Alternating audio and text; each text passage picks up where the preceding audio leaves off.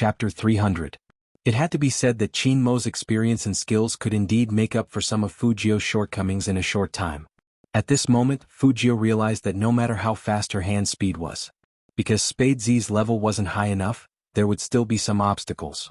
In fact, this was something that every team knew very well, even if they admitted that Spade Z was very good. But they wouldn't think that they would lose to Spade Z in a match. They were professional teams, so compared to the newbies in the selection contest, the National League was not that easy to get into. Qin Mo had discovered this problem from the very beginning, so he agreed to play dungeons with Fujio at that time. Apart from liking Fujio, another reason was that she could level up quickly by playing dungeons. Of course, playing in ranked matches was the same. In fact, battle results were very helpful for leveling up. But with this, they still couldn't compete with the Xiangnan team. Noticing that Qin Mo had stopped, Fujio tilted her head with a puzzled look in her eyes. When the soft silver hair dried, it would become fluffy. Qin Mo saw that the young man was looking at him like this, and his eyes became dull again. It was nothing until they met the Xiangnan team. There were still 7 matches left. Enough for his brother to practice. He was in charge of winning. If other teams knew Qin Mo's thoughts, they would all vomit blood. Did they look like punching bags? Practice? Qin Mo doted on his brother to a certain extent. This had something to do with the Qin family's upbringing. There was no other reason. As long as it was his people, he had to protect them. Sleepy? Qin Mo asked the young man. A man's voice was deep and pleasant, especially in the dark night. Fujio shook her head. She moved the mouse and gestured a 7 to Qin Mo. That meant she could play 7 more matches. Looking at such a hard-working young man, Qin Mo's eyes changed a lot. In fact, his brother didn't need to work so hard. But before he could speak, the phone beside him rang. Fujio thought it was business, so she raised her eyebrows and signaled him to answer. But Qin Mo knew very well that the song Castle in the Sky was specially made for someone. He stood up, took the phone, and said in a calm voice, "Hello. You took so long to answer my call. Are you in a meeting again?" The woman on the phone was very beautiful. Not only was she beautiful, but she also had an indescribable mature elegance. Anyone who saw her could not help but admire her temperament. She was indeed a popular movie queen. Even at this age, the beauty that she exuded was almost intoxicating. However, her elegance had been replaced by a small complaint, as if she was a little childish. "Did you know? Your Auntie Wang already has a grandson." Qin Mo tilted his head and lit a cigarette. "I know. You only know 2 words? Who did you pick up from?" "Alas." The beauty was really helpless. She let out a long sigh and said, "I also want to hold a grandson." Qin Mo arched a brow. "You can get your Mr. Qin to steal one for you. Isn't he with you?" "Yes." The beauty's eyes lit up. "Do you want to talk to your dad? About that online girlfriend of yours?" Qin Mo's voice was calm. "Online girlfriend?" Chapter 301. But it didn't matter if it exploded. Since it was out. She didn't need to beat around the bush. "Son, our Qin family is not so conservative. You like to play games so much now, it's not strange that you know someone online. What does she look like? How old is she? Which family is she from? It doesn't matter if she's not in our circle as long as you like her. When are you going to bring her home? Your dad and I can fly back anytime." The beauty said and pulled the man who was reading a business magazine beside her. "Right?" The man was in a military uniform and looked noble. "Yes, I'm free." The adjutant who was waiting behind the man was speechless. Qin Mo was still holding his phone. He looked at the youngster who was playing games on the bed and became indifferent. "I don't have a girlfriend." "How is that possible, son? Don't lie to me." The beauty narrowed her eyes. "Even though I'm not as smart as you and your dad, I still have the basic IQ. As far as I know, you've been playing games during meetings, which isn't your usual style. Also, you've been sending voice messages to people on WeChat and even waiting for them to call you. You're clearly in a relationship, and it's something that only a young man would do. After all, you've never had a girlfriend before, so you might not know about it. You can talk to me about this and I can provide you with ways to pursue whoever you want, right? So just admit it." Qin Mo took a drag of his cigarette and said lazily, "Beautiful missin, as far as you know, will Secretary Liang call you from time to time when he is with me?" The beauty was a little guilty. She lowered her voice and said to the man beside her, "What should I do? My son found out." It's natural for parents to look after their children. Qin Mo heard his father's answer and raised his eyebrows. The beauty heard her husband's words and immediately became confident. Son, you are deliberately changing the topic. What does that mean? It means that you are guilty. I did meet someone on the internet. Qin Mo knew that there would be no end to this conversation, so he just admitted it. But he is a man. A man? After the beauty heard this answer, disappointment flashed across her face. Son, you're not lying to me, are you? Qin Mo walked back, his left hand in his trouser pocket, his right hand holding onto his phone. He leaned against the headboard casually, lowering his lids to look at the youngster's furry head. You can ask your spy Liang. Hearing this, the beauty knew that it was hopeless. How could it be a man? However, son, have you been sleeping well recently? In fact, this was what the beauty was concerned about. Qin Mo's fingers paused and he glanced at Fu Jiao again. Not bad, there's someone to sleep with now. Sleep with me? The beauty was really surprised when she heard this. She didn't know what she was going to ask. Qin Mo said, That's it, I'm hanging up. The beauty was speechless. Why was her son like this? But what kind of person could make his son let down his guard? Once this matter was over, she had to meet him. Ever since that case, her son had changed. Even if nothing could be seen on the surface. But as a mother, how could she not understand her son? Chapter 302. On this side. Fu Jiao was playing a game, glancing at Qin Mo from time to time. At first, she didn't understand why the Almighty wanted to pick up the phone somewhere else.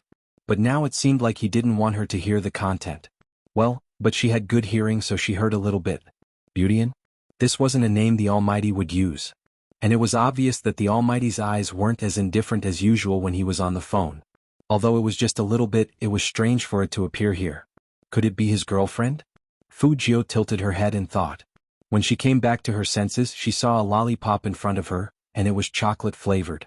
The Almighty's teaching method of giving her candy from time to time was very effective. Fu Jiao personally enjoyed it. She tilted her head and wanted to bite it. But somehow the Almighty lifted her chin up. Fu Jiao frowned and wanted to move away, but she attracted his long stare. At that moment, her heart skipped a beat. Did he find out? Impossible. She didn't do anything. But his eyes were on her face, so deep and bottomless. Fu Jiao felt an indescribable numbness in her body. She felt that he was so close to her that his breath could hit her face. Time seemed to have stopped and it passed very slowly. The sound of the clock seemed to have merged with her heartbeat. Fu Jiao was still thinking of a solution.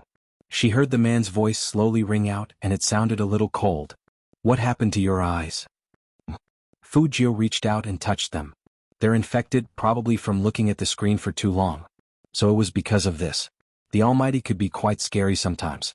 But usually, it could divert a man's attention by saying that. Indeed, Qin Mo took the coat and threw it into the youngster's hands. Put it on, we're going to the emergency room. Eye inflammation doesn't need an emergency room. Fu Jiao thought it was normal. She just needed to find some anti-inflammatory eye drops. However, Almighty Qin wasn't someone who could take no for an answer, especially when the youngster was sick. He pulled her over and put the coat on Fu Jiao directly. When Fu Jiao saw that the Almighty was going to help her get dressed, she immediately straightened her back to show that she could do it. What if the Almighty touched places he shouldn't have when he was wearing clothes? Fu Jiao's eyes were indeed a little red. If one didn't look carefully, they wouldn't be able to tell. Qin Mo was the only one who could tell the difference. Fu Jiao lowered her head and pulled up the zipper.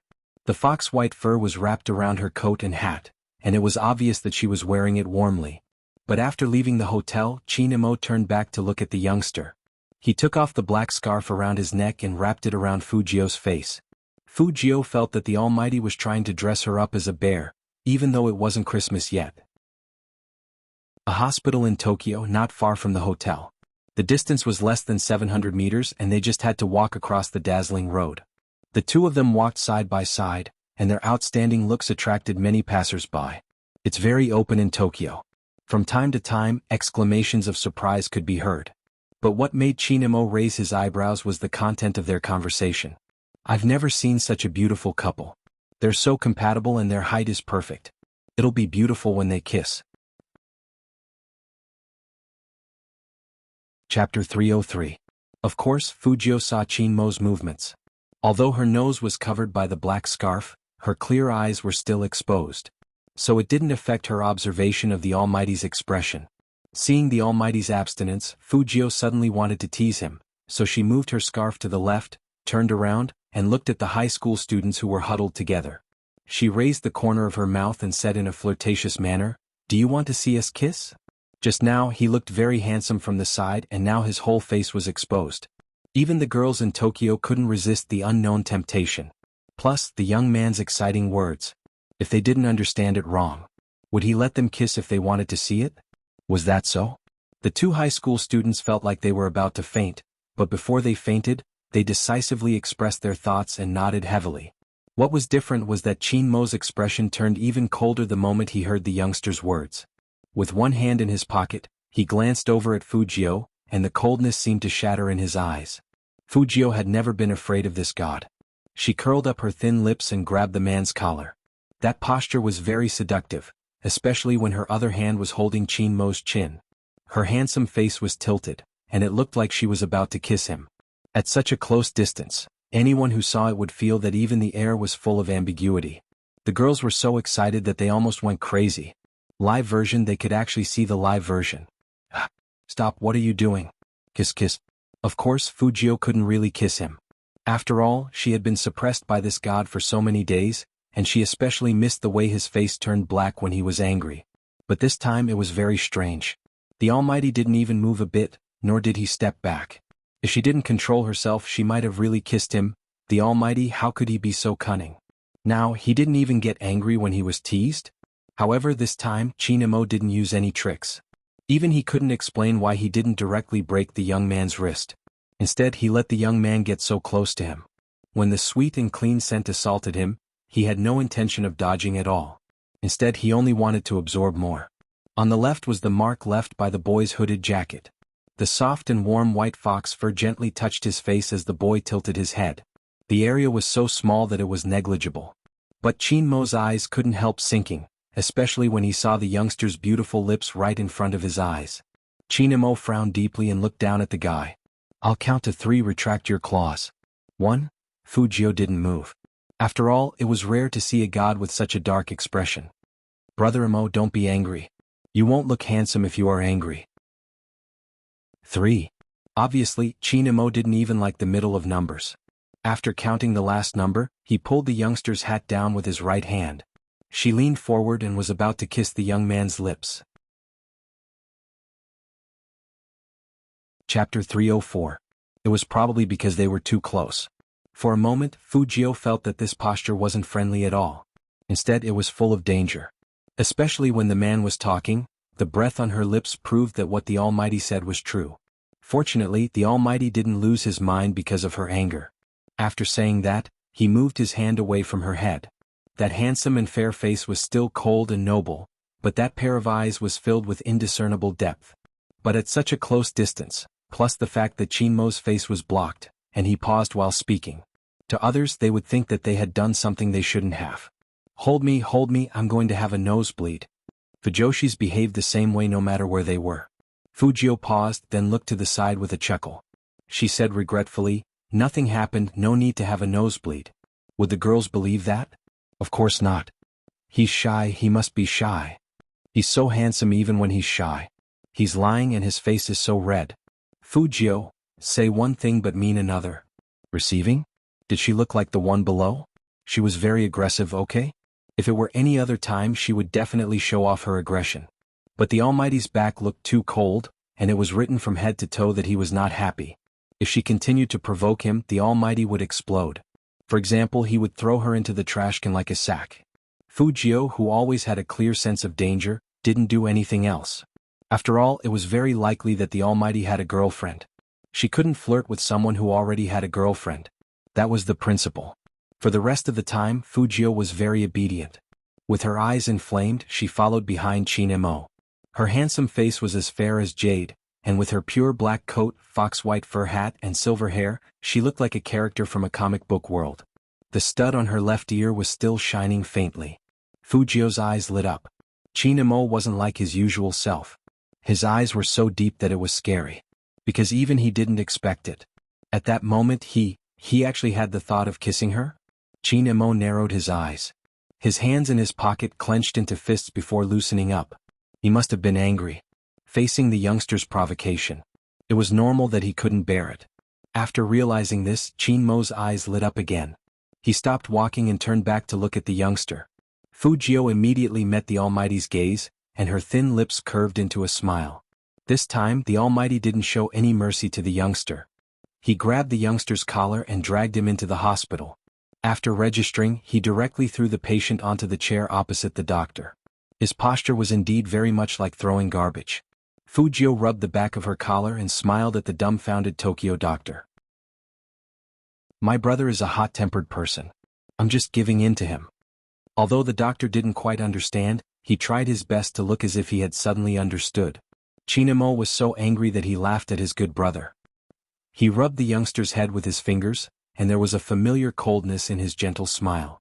Since you are giving in to your brother? You'll have to pay the medical fees yourself. Fu Jiu, knowing that she loved money, the Almighty dealt with her in this way. Chapter 305. The Tokyo doctor was very careful. Fu Jiu had already said that she only wanted eye ointment and eye drops. But the doctor was still very responsible and gave her a lot of medicine, including anti-inflammatory ones. As more and more medicine was prescribed, Fu Jiu's handsome face looked like it had nothing left to live for. Something that could have been solved with a bottle of eye drops, but she had spent the money for a keyboard. If the Almighty hadn't brought her to the hospital on the spur of the moment, she would have thought that the Almighty was deliberately tricking her. But the Almighty seemed to be very sincere. And he was very much like a big brother, asking about things to take note of in a calm voice. The Tokyo doctor liked people who took minor illnesses seriously. He pushed up his glasses and said seriously, "Don't always play with your phone and computer. Young people nowadays like to play with those electronic products." How could it be? How could it be? For a hacker like Fu Jiu, this was worse than starvation. Moreover, the Almighty would never agree to this condition. There was a friendly match to be played in the next 2 days. Who knew? The Almighty always surprised people. His voice was calm and his attitude was calm. Okay. The old doctor saw that she respected him so much, so he was very enthusiastic. Also, pay attention to your diet. Don't eat beef or mutton and don't touch chili. Fu Jiu, she loved hot pot so much, but he didn't let her eat beef or mutton or chili. Was he really going to starve her? Most importantly, she had never seen the Almighty cooperate with anyone like this. She nodded coldly and said in a flat voice, "I will keep an eye on him." Just like that, Fu Jiu came out of the hospital and saw the gloomy future of the next 3 days. Brother Amo, it's not that serious. Fu Jiu decided to use logic to convince the Almighty. It's all because of the bad weather in Jiang City and the heavy smog. My eyes are infected with bacteria, and I just need to use eye drops for 2 days. Moreover, the friendly match is the day after tomorrow. How can I miss it? Qin Mo's expression was very calm. He had wanted to smoke, but when he heard the word infection, he put away the slender black cigarette. I'll take your place. The Almighty wasn't in the team originally arranged. This was a friendly match after all. It wasn't worth the Almighty's risk. No. Fu Jiu rejected him directly. Compared to Brother Mo's hand, my eyes are nothing. Obviously, Qin Mo didn't want to talk about his injury. I injured my left hand, not both hands. Fu Jiu, so the Almighty wanted to play with only one hand? Almighty, when you say that, have you considered your opponent's feelings? The neon lights on the street dimmed bit by bit. When the two of them walked back, there were not as many people as before. The shadows under their feet were elongated. As soon as she returned to the hotel, the phone in her pocket rang. She took it out and subconsciously wanted to check it, but the Almighty pulled it back. Fu Jiu looked back. Qin Mo's godlike handsome face didn't change at all. His voice was as light as ink, thick with the aura of a businessman. How could you forget what the doctor said so quickly? Hold back your desire to play with electronic devices for the next 2 days. Chapter 306. On the other side, Feng Shang, who was feeling wronged in his room, saw that his idol didn't reply to him, so he sent a voice message to his friend nicknamed Jojo Brand Lollipop. He had to rely on his idol to get him back. If his idol insisted on sleeping with him, no matter how shameless Almighty Qin was, he would return the room to him. When the WeChat notification sounded, Fu Jiu's eyes landed on it immediately. Seeing the young man like this, Qin Mo's hand that was opening the eye drops paused. He took the phone and turned it off with a calm expression. Fu Jiu looked at the unread WeChat message on the screen, and she couldn't help but say sorry to baby Feng in her heart. Some things were really out of her control. Feng Shang saw that his message was still like a stone sinking into the ocean. He couldn't help but feel depressed. Did his idol prefer sleeping with Almighty Qin more than him? But what if his idol took things too hard and made a mistake? His idol also said that if he disobeyed Almighty Qin would break his hand. Feng Shang thought about it and couldn't help it anymore. He decided to save his idol. But as soon as he opened the door, he was blocked by 2 bodyguards in black. Feng Shang was dumbfounded. Why are you still here? Xiao Qin asked us to stay and protect second young master. When the bodyguards in black said this, they couldn't bear to do it. But they had no choice, their boss had always been so artistic with his words. Feng Shang, was this protection? It was obvious that he couldn't even leave. Baby Feng became listless again. After all, with his physique, how could he beat 2 big men? What was wrong with Almighty Qin that made him treat him like this? In fact, Feng Shang thought too much. For Qin Mo, the reason was very simple. His brother didn't want to share a room with him. Who else did he want to share a room with? Qin Mo did put a lot of effort in dealing with Fujio. It was probably just like what he said. Since he was the little brother he recognized, he had to protect him well. So he didn't even mind applying medicine. It was just that people like Qin Mo always resisted any medicine when their fingers touched it. But he couldn't bear to see the young man applying medicine with his head held high. He took the eye drops and pinched the young man's chin naturally. Fujio raised her pretty eyebrows. What was going on?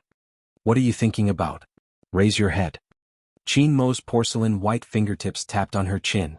Fujio also felt that it would be better for someone else to apply the medicine on her. After all, everyone who had used eye drops knew about it.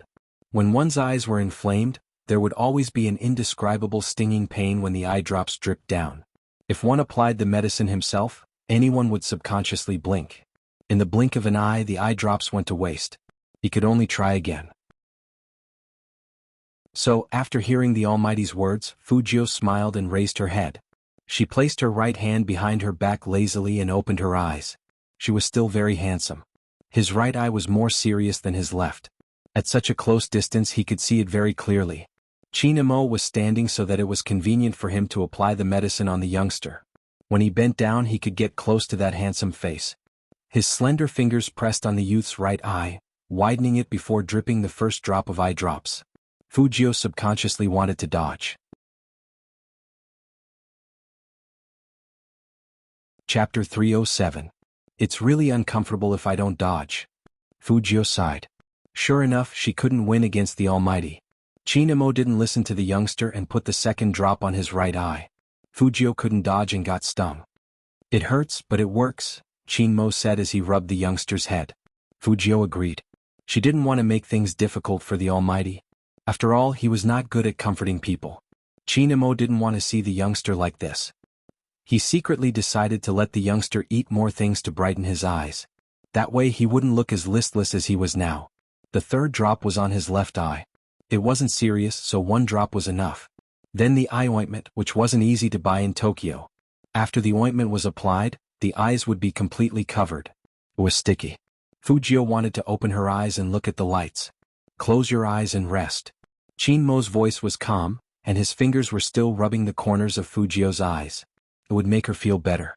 But Fujio's profession made her naturally more vigilant than others. She couldn't see the other person's situation clearly. This was something she had never experienced before. Especially when she was a hacker, she liked to see all the situations in her eyes. This was one of the reasons why she could escape unscathed all these years. Except for Hoshino, she had never seen anyone. And she never trusted anyone. But ever since she was reborn, she seemed to be different from before. How should she put it? More down to earth? But this boundless darkness still made Fujio feel a little uncertain. She could still smell the faint scent of tobacco in her breath. It came from the Almighty. This was the only information Fujio could use to determine where the Almighty was. Her heart seemed to be disturbed. Fujio tried not to touch the person so close to her. If the Almighty misunderstood that she was flirting with him, it would be the worst thing to do. And she couldn't see the Almighty's eyes. She would feel that her identity was not safe. Because she wasn't sure what the Almighty would see in this gap. So she couldn't let her guard down. Nervous? A deep and graceful voice came from beside her. Fujio smiled. Why would I? His back is tense. If he's not nervous, then what is? Fujio only felt that someone had touched her head. He heard the Almighty say in a low voice, "Did you forget again? Big brother is a psychology major." Fujio simply admitted, "All right, I'm very nervous." It's too uncomfortable not being able to see. Chin Mo lowered his lids and looked at the youngster in front of him who was complaining to him. His lips curled up, probably because he found it interesting. Brother Mo, are you smiling now? Fu Jio tilted her head and moved her ears. Chin Mo nodded faintly. You really didn't hide it at all. Fu Jio felt that people who studied psychology were all chat killers. Just when she was feeling more and more uneasy, she felt a finger touching her ear. It was slightly cold and made her want to hide. However, she was forced back by him. It was an earphone. How do I give her headphones? Chin Mo looked at the youngster's confused expression. He pressed the play button with his porcelain fingers and turned the volume to the maximum. Through the earphones, the pleasant sound of music broke through the darkness. A baritone voice that was neither too high nor too low reverberated in their ears. It was Eason Chan's song, which was very suitable for easing one's mood. Words for the readers. This sentence had to be written in the main text. Even if it was charged in the future, it wouldn't be charged. Originally, he wanted to update it at 6, but he received news that Tangyuan Creations was a website, was suspected of plagiarizing. School hunk again. Chapter 308. After going through so many people, I have to appreciate it even if I don't like it. I am a silent existence, not your world, only your shoulder. When she heard the warm lyrics, Fu Jio's heart softened all of a sudden, and even her back relaxed a lot. Because the Almighty was so powerful, she was always on her guard when facing him. Unlike when she was facing Baby Feng and Yao Yao, she had no scruples. The Almighty must have sensed it, so after being rejected by her, he had that kind of expression in back view. But in fact, every time the Almighty did it, he was protecting her. Although all of this was because the Almighty really thought that she was a man and treated her like his own little brother. But how many years had it been since she had tasted the feeling of being protected? And how many people would treat her so well? Not many people. The main thing was that the Almighty just looked at her, and he didn't doubt her. Fu Jio had always been happy about this. Fu Jio couldn't explain it, but she felt that this was a good state. In order to make her not nervous, he put earphones in and let her listen to music. Only the Almighty would think of such a way to pamper someone. Perhaps it had something to do with the Almighty's background. Although he was usually indifferent and domineering, he had a good upbringing, so it was always comfortable to get along with him. At that moment, all the noise in the world seemed to stop. In the darkness, Fu Jio could only smell the familiar peppermint scent. The light scent of a man was the same as the smell in the room, and there was a hint of tobacco in the silence. Tolerance could make people feel at ease. That was why people who studied psychology were really hard to deal with. Because when the Almighty was gentle to someone, he would use everything he had learned. After all, from a psychological point of view, music could make people lower their guard. Fu Jio smiled. Based on his scent, she determined Chin Mo's direction and lifted her legs to stand up. But she lost her balance and fell forward headfirst.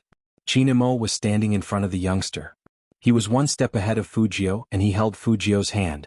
Because of the eye ointment, Fu Jio still had her eyes closed and couldn't open them. She simply raised her head and smiled in place of her gratitude. She didn't know how lethal she would be in this form. Chin Mo stood there, looking at the youngster's porcelain-like fair and handsome face. The delicacy under his fingertips made him unable to move his fingers away. He held on to the youngster just like that, his strong features seemed to blend in with the light in the room. Fu Jio closed her eyes so she didn't see Chin Mo's face at all. Chin Mo's state was completely unlike his usual self. If he had to find a word to describe it, it would be somewhat out of control. The deepness in his deep eyes made him look like a vampire aristocrat living in the 19th century, arrogant and indifferent, yet appropriate and alienating. But when he gazed at the young man's lips, his pupils were as dark as ink, and there was a kind of soul-stealing attraction. His face was even more handsome. Under the light, it was like diamonds had shattered in his deep eyes. Chin Mo could feel that his heartbeat was different from usual. He did not know if it had become faster or slower. Chapter 309. Chin Mo lowered his eyes, and his eyelashes fluttered down quietly. His side profile was breathtakingly handsome. Fu Jio raised her head and it was a beautiful picture. However, Fu Jio felt that the Almighty was getting closer to her, and his aura seemed to be rising as well. Even their breaths seemed to be entangled with each other. Was it her illusion? Fu Jio tilted her head and was a little confused. Brother Mo? The sudden voice abruptly broke all the ripples between the two of them. As though someone had pressed the pause button, Chinamo suddenly stopped what he was doing. Their lips were only 3 centimeters apart. When the breath touched his face, Chinamo suddenly woke up, and even his eyes were a little shaky. This had never happened before. Was he crazy? He must be crazy. Chinamo pulled himself away and strode out of the room. Even his footsteps sounded like the wind. Fujio didn't understand? Why did she feel that the Almighty's aura had changed all of a sudden? And he even went out? What? Fujio wanted to open her eyes, but her vision was still blurred by the ointment. She couldn't even see Chinmo's expression clearly. What was going on? Fujio couldn't figure it out. She stood up and walked into the bathroom with her sense of direction that she had accumulated over the years. Anyway, she wanted to wash the ointment off her eyes first. It was too unhygienic to use her hands. Then she would go out to find the Almighty. At this moment, Chinamo was only wearing a pure white shirt and black trousers. He didn't wear any underwear and he looked very young. In fact, Chinamo didn't go far. After he walked out of the room, his eyes gradually calmed down, and he directly leaned against the wall outside the room. His sexy and beautiful thin lips couldn't help but spit out a word, F***ck. He wanted to smoke, but he knew he couldn't do it here. He simply pulled his collar open. Coupled with his words, he always gave people the feeling that he was a hooligan when he was extremely handsome. There were always 2 complicated traits in Chinamo. It was just that after so many years, there was nothing that could release this other side of him. But compared to the suit he wore in the company, he seemed to be more suitable for the current look. Dark, luxurious, and unrestrained. Only when he was like this could people feel that he was also a young master. Moreover, he was an existence with a red root. The nobility of his body didn't diminish in the slightest, especially his face. When he looked like this, it was especially attractive.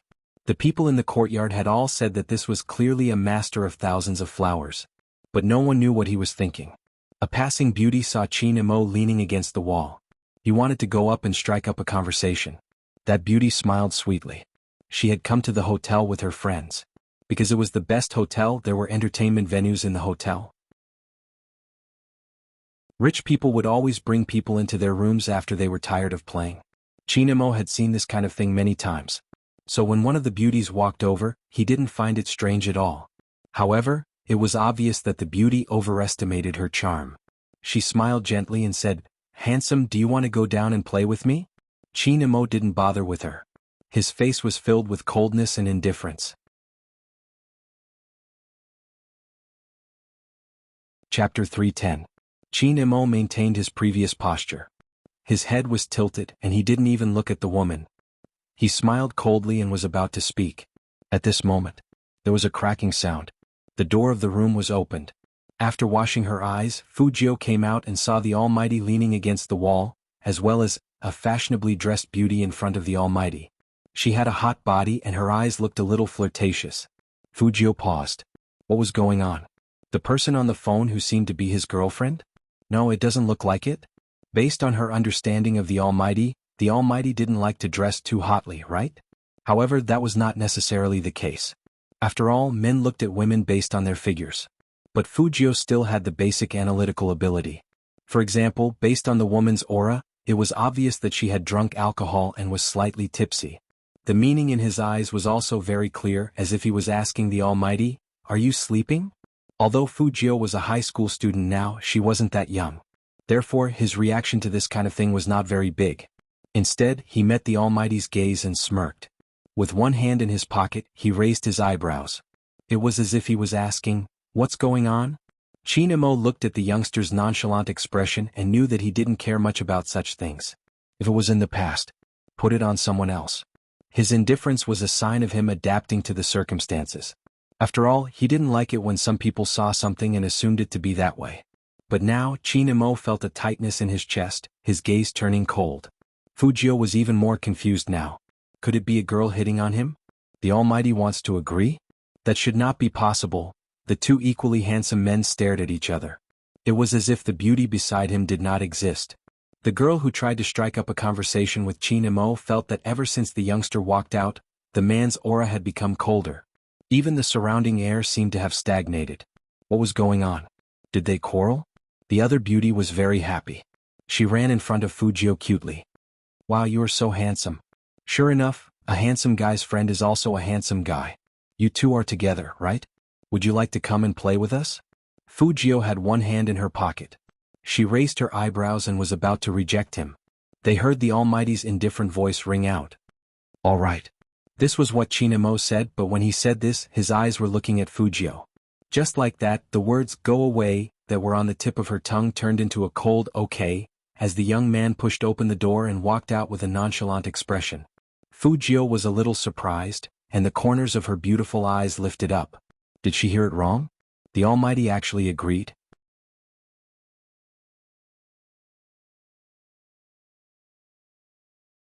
Chapter 311. But the pretty girl beside Chinamo blushed. She didn't expect to be able to date him. After all, judging from the man's expression just now, it was obvious that he wasn't interested in her at all. For a moment she thought that he would tell her to get lost. She knew it. Everything was just an illusion. Her charm was still there. Pretty girls were very confident about their looks. With this thought in mind, she glanced at the man beside her again. She looked sideways from where she was, and she could see the man's smooth jawline and thin lips. She really didn't know what it would feel like to be kissed by such a man. After all, he gave her too little of a feeling. Especially when the man raised his eyes, there was an indescribable coldness that seeped into her bones. And the noble aura he exuded was simply too handsome. Just thinking about it made her legs weak. She was so lucky. Compared to the places outside, the hotel was more formal. But the places to play were basically the same. The decorations were always magnificent and very luxurious. The lights weren't very bright, but there was a string of glass lamps hanging from the ceiling. Then there was the stage and the singers as well as the rows of alcohol that could be seen. There were many wooden chairs under the stage and everyone was rocking a sunflower in their hands. Of course, there was no lack of cigarettes in this kind of place. There were also girls who were dressed boldly. They wore exquisite makeup and exuded a pleasant fragrance. Their long legs were exposed and they seemed to be smiling very happily. They swayed their waists along with the music, and they looked very enchanting.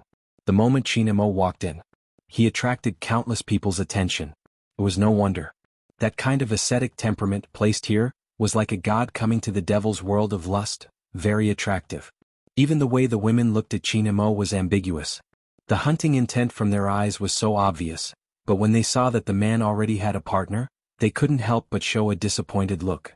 Then they saw Fujio behind Chinamo. Compared to Chinamo, Fujio seemed to be born in a nightclub.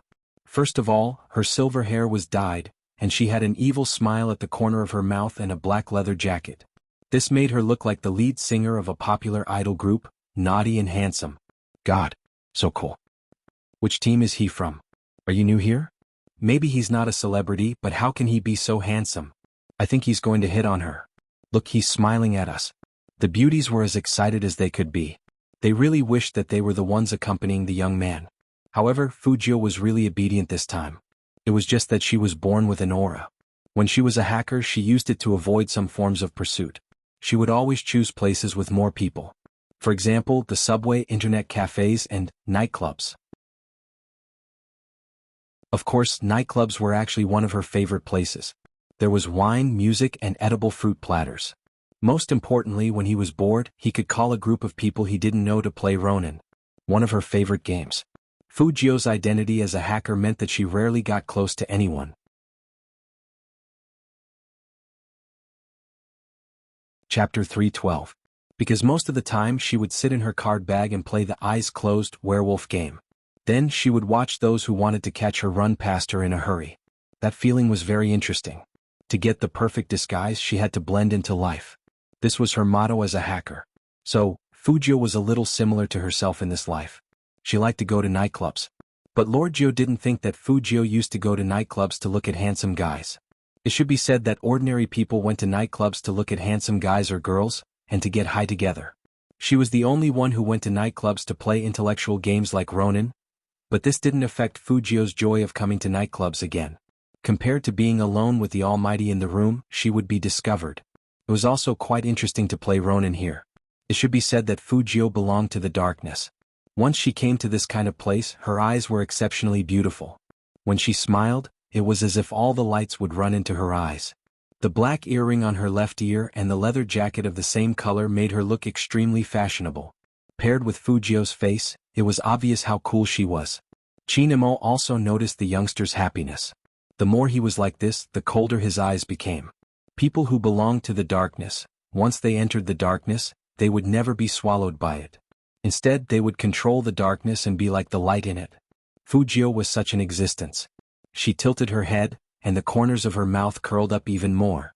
She was like a handsome devil in a comic book, but she didn't have a black tuxedo or gloves. But this didn't affect her temperament. Chinmo's personality was of course good at sitting in a booth, and so was Fujio. There were soft sofas in the booths here. The decorations were all dark, but there were many diamonds inlaid on them. When the light shone in, it looked very luxurious. There were carpets on both sides of the walkway, and black dice cups were placed on the solid wood table. The two beauties sat down and ordered a dozen beers and beautiful cocktails. It was said that alcohol could liven things up. The woman sitting next to Chinmo flipped her long hair, wanting to get closer to the man. "You didn't answer me just now. Where are you from and what do you do? How can you be so handsome? Could it be a boy group that hasn't debuted yet?" In a place where the light couldn't reach, Chinmo gently swirled the wine glass in his hand. His slender fingers held a thin minty cigarette. Through the rising smoke, only the pure white shirt he was wearing could be seen, sexy and lethal. He didn't open his mouth. His left hand froze for a moment as he stared coldly at the silver-haired youth who was chatting with the beauties nearby. In fact, Fujio didn't do anything bad. She wanted to find someone to play with. Werewolves with their eyes closed when it's dark. He had to find a few more people to form a team. Usually it was a group of 9 people and a judge. That was 10 people, so she wasn't flirting.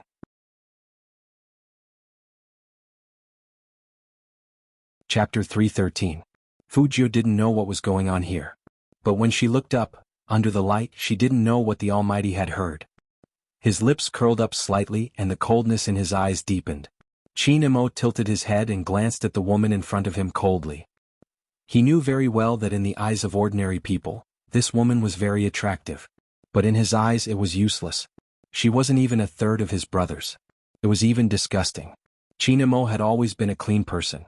When he saw the color of a woman's lips, he couldn't help but compare it with the youngster. But when he compared, his brows furrowed even more. "Wipe it off." The woman was a little confused. "What? Didn't he hear her condition? Wipe off the mess on your mouth, maybe I can accompany you." Chinmo's words were very cold. Obviously he didn't mean it.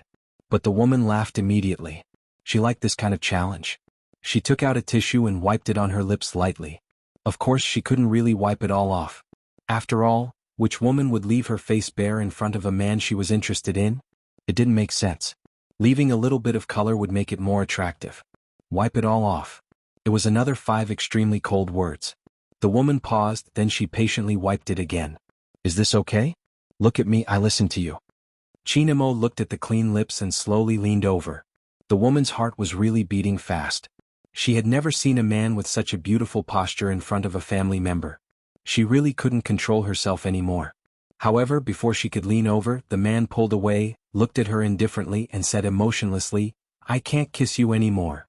The woman's face was about to split open. What did he mean? Was he playing with her? But looking at the man's face and temperament, she felt that she was drunk again. "Let's have a good time. I know the rules in your industry. How much does a kiss cost? Give me a price, any price is fine." Chinmo didn't listen to her at all. Instead, he looked back at the youngster who was walking over. Rather than saying that he couldn't kiss, he didn't even have the interest to kiss. Even disgust. But why? At that time he couldn't control himself. Brother Mo. Of course, Fujio saw how the Almighty pulled away and how he was about to kiss her. But she didn't know why the Almighty had such a reaction. The only thing Fujio could think of was that the Almighty suddenly disliked that woman for being dirty. After all, she had seen the whole process, including the woman applying lipstick twice in a row. It was too obvious. With the Almighty's misophobia, who would want to be his girlfriend in the future? However, he seemed to be quite indulgent towards the beauty on the phone. As Fujio thought about it, she felt that she had been too nosy. What was the point of thinking so much about the Almighty? When Chinmo heard the youngster's words, his gaze couldn't help but fall on the pale, thin lips. He knew very well what kind of lips those were. As long as he got closer, he would be able to smell the faint scent of candy.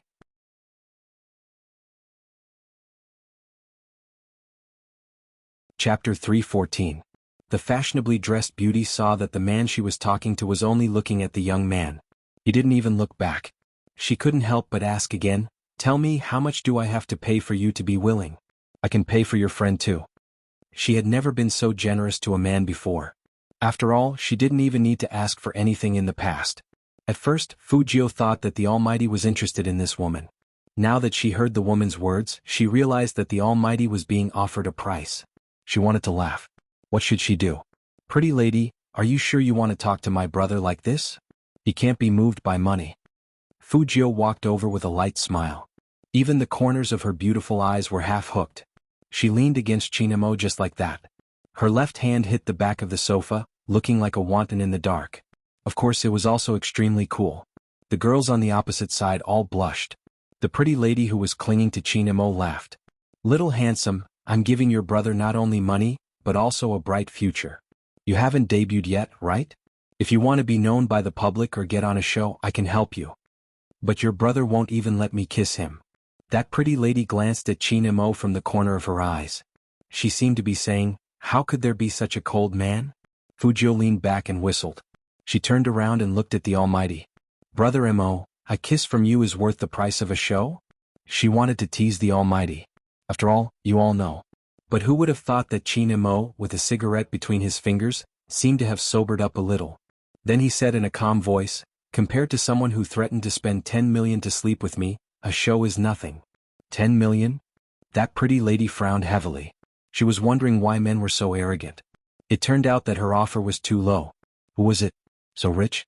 10 million to sleep with a person? Was that person crazy? Fujio successfully shut up, because the person who threatened to spend 10 million to sleep with Almighty Chin was herself.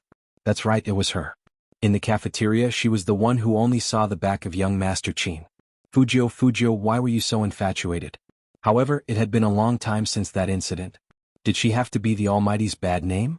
All of Chin Mo's unhappiness faded with the youngster's downcast handsome face. Sure enough, there wasn't anything wrong with him.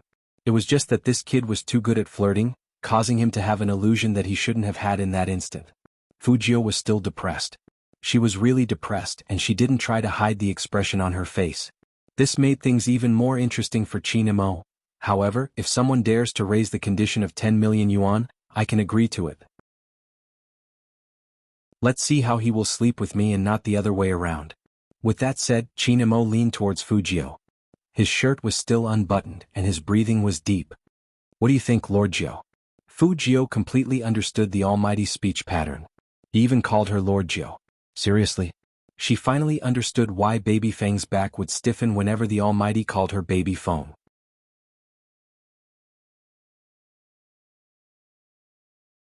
Chapter 315. That beauty really felt that the man was paying too much attention to the young man. Thinking about it again, there were other little vixens competing with her for a man. She couldn't help but clench her teeth and make up her mind. "It's just 10 million. I have it too, provided that you can make me happy, handsome. Apart from money, I can also give you more prospects." Hearing that, Chinamo just laughed in a low voice. His eyes swept over that silver head, and then he put his eyes on the wine bottle beside him. He said two words very coldly, "Not interested." She was rejected in front of so many people. The beauty's face turned ugly as well, especially when a few people around them laughed happily. She couldn't hide her arrogance anymore. "Aren't you celebrities out to sell yourselves? Why aren't you interested in me?" Teasing was one thing and hearing others talk about the Almighty was another. Fujio raised her head and raised her eyebrows. "Who told you that we are celebrities? Who told you that we are out to sell ourselves? Stop pretending. Just admit it, it will be good for you." That beauty's attitude was very indifferent. Fujio chuckled and put her arm on the Almighty's shoulder. Her black leather jacket hit the dark wooden table as she leaned forward. That posture made her look like a demon. "Do you know why my brother isn't interested in you?" Fujio asked. "Do you know why my brother is not interested in you? Because he is my mistress. I was the one who threatened to spend 10 million to sleep with him, which means that we are not short of money. Do you understand?" When Fujio said that, there was a slight curve at the corner of her mouth, and the black diamonds on her ears shone with a mysterious light. It was very rebellious. If it were any other time, that beauty would definitely be mesmerized by him. But the young man's words were like a muffled thunder that struck her. She hated gay men the most. She really didn't expect to meet one in real life. After all, that man looked so perfect, how could he be gay? She didn't even think in that direction. She finally understood why that man would look at the young man like that, as if he wanted to swallow him whole. That kind of gaze was too deep, so deep that it made people feel sexy just by looking at it. She had thought that it was a characteristic of men to begin with. After all, the book said that the more abstinent and domineering a man was, the stronger his ability and needs in that aspect would be. Therefore he would naturally emit strong hormones. Only now did she realize that the man's hormones only targeted the youth. Not only did the beauty feel that her enthusiasm had been wasted, but she had also asked a fake man out. The exquisite makeup on her face was about to crack with her anger. She clenched her hands and said, "You perverts are so disgusting." Fujio raised her eyebrows. Qin Mo's gaze turned cold. But before he could say anything, the people around him looked at the beauty with disapproving expressions. What? It's obvious that the man and the young man like each other. She's calling him disgusting because he rejected her? From the very beginning, her words have been very harsh. No matter what, we shouldn't judge anyone's sexual orientation. If you don't like it, just leave. After all, that circle is messy. I don't like it either, but I won't call it disgusting. Tokyo was more open-minded, and people were more rational in this aspect. Seeing that beauty like that, they all started discussing. That beauty had never suffered such a loss before. Her eyes turned vicious and she stood up with her purse.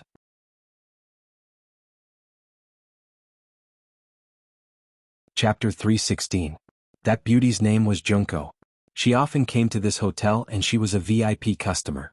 She got to know a lot of people here. She couldn't tolerate being humiliated. She had overheard the conversation between the two of them just now, and they had spoken in Chinese. It seemed that they weren't from here. Although they spoke in Japanese, it couldn't hide the fact that they were from here. Since they were from China, she would just beat them up. Anyway, they couldn't say anything. Junko walked into the darkness, and the beauty behind her was still trying to persuade her. Forget it, forget it. Let's go find someone else to play with. Don't be angry. Besides, they didn't spend your money, so there's nothing to lose. Who said there's nothing to lose? You're affecting my mood. Some people were just like that. They thought they were right even when they did something wrong. Her friend was helpless.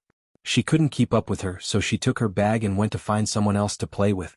She came here to have fun and she couldn't control Junko. But it was a pity that those two handsome faces were wasted. She knew Junko's tricks very well, and the gangsters here were very familiar with Junko. It wouldn't be a problem to deal with those two Chinese people. Sigh, what a pity. The chatter in the card bag didn't stop. Especially after knowing that Fujio and Chinamo were a couple. The women on the other side became even more excited. I see. I was wondering why such a handsome man would be with Junko. She probably hit on him, but the two of them look so compatible, especially the way Lil Shou is resting on Lil Attacker's shoulder. It's so cool. It makes people want to crush him. Fujio, the second time. This was the second time that she was called a girl today. Even though her movements were so aggressive, it was obvious. Hey beauties, just look at her movements. She was such a man. What on earth was wrong with her? Speaking of which, sometimes Fujio didn't understand why the girls were so excited. In fact, gay love was the same as lesbian love. The circle was indeed messy and there would be many problems. It wasn't as beautiful as they thought. And there were many AIDS carriers. Fujio lived on Fifth Avenue, so she knew this very well. But she respected everyone's sexual orientation, especially when there was a parade on Fifth Avenue every year. She often joined the parade and spoke up for love and democracy. However, shouldn't the Almighty thank her? After all, she was the one who forced the Almighty to retreat.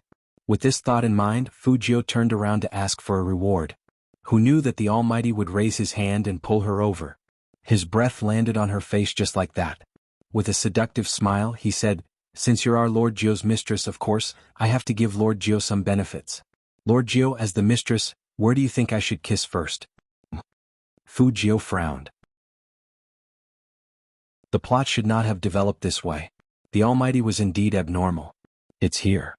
Chinamo stretched out his finger, and his cold fingertip touched Fujio's forehead. As he narrowed his eyes, his eyelashes cast a faint shadow on her face. Here or here? At the end of his sentence, Chinmo's fingers rubbed Fujio's lips.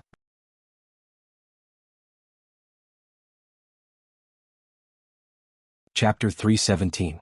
The experience of someone else's fingers lingering on her lips. Fujio had never experienced it before. That was why she was a little stunned. Chinmo's eyes were very dark, and it was an extremely deep darkness. Very seductive. The softness between his fingers was something he had never felt before. The friction was like the prelude to a passionate kiss. The people standing at the side were all dumbfounded. At that moment, even the sound of the noisy music in his ears had faded quite a bit.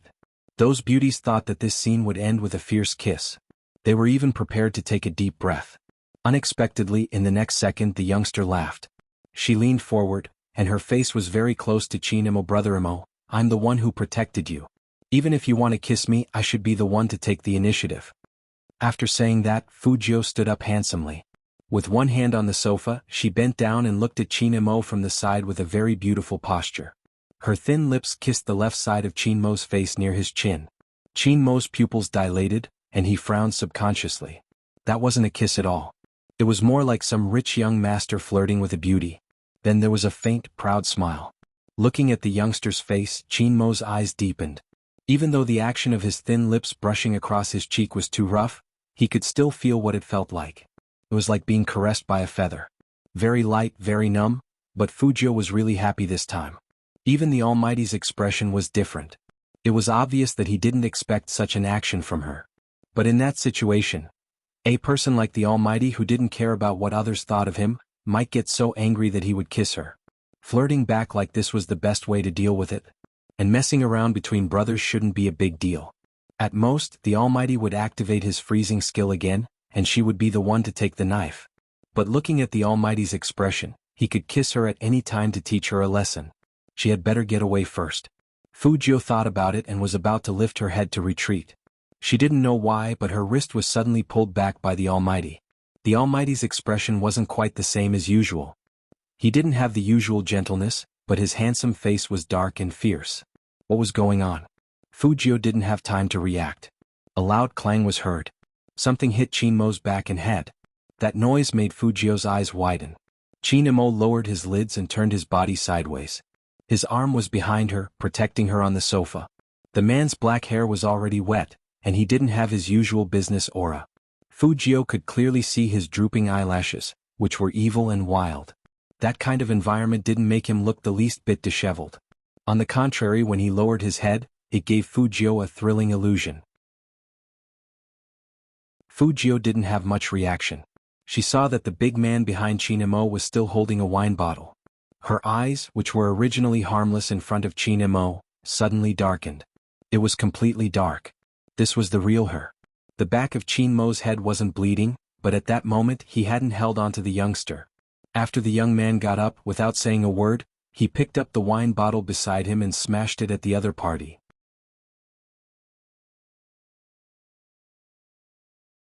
Chapter 318. This time there was blood. Those guys didn't have time to react at all. Fujio had already kicked one of them to the ground. Her actions were ruthless and her eyes were cold. She only kicked one person and she didn't intend to stop at all. No one expected that the young man could be so ruthless. Junko's face turned pale as she watched from the side.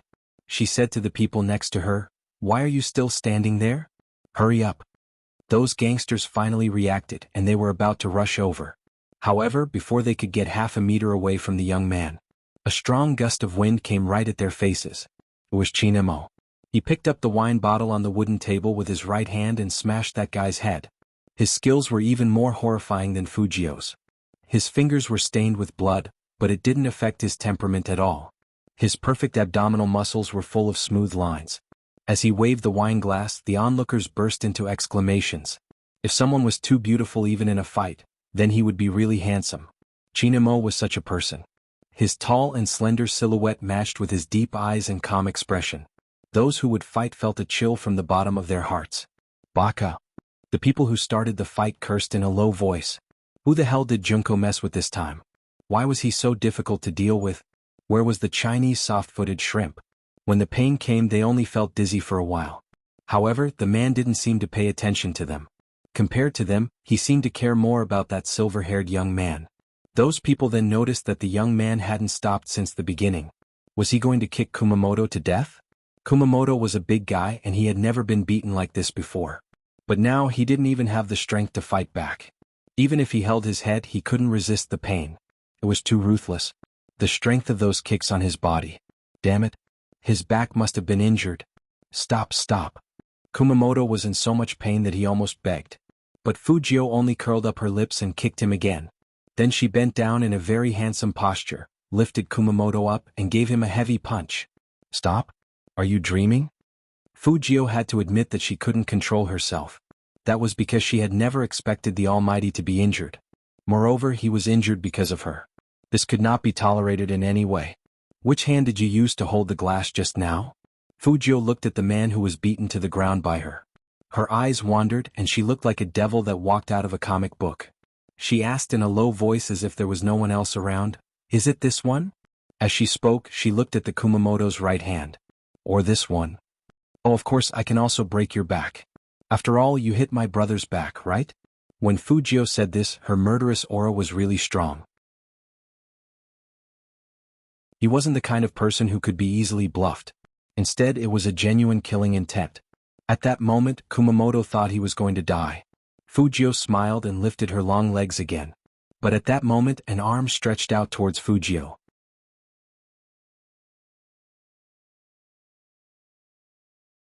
Chapter 319.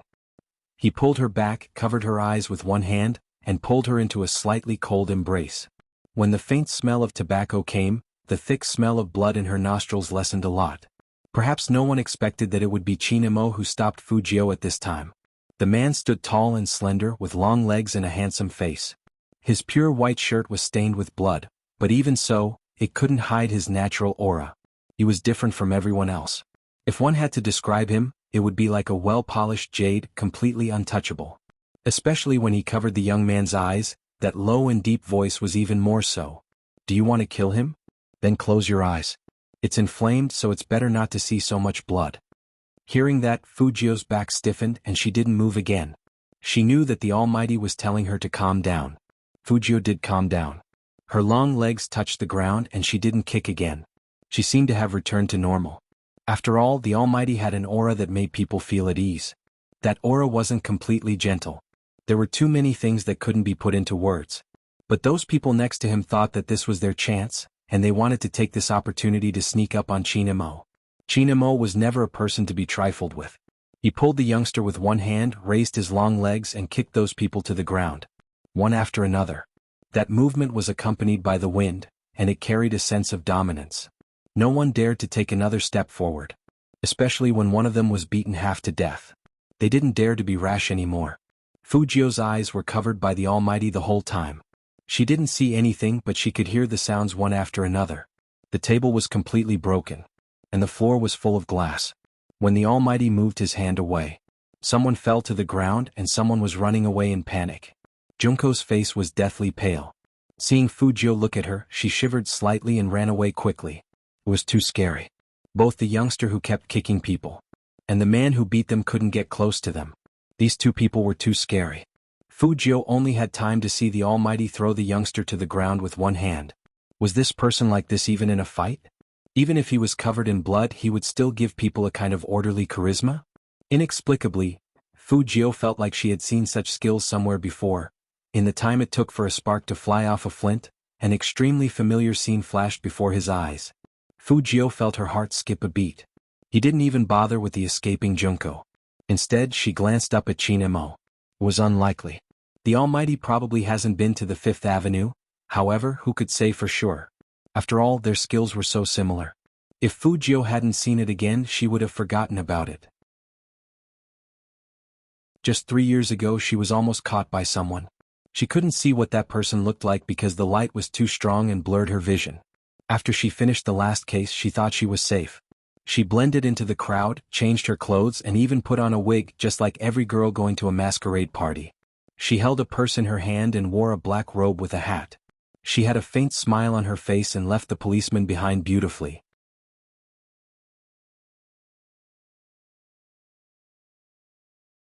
Chapter 320.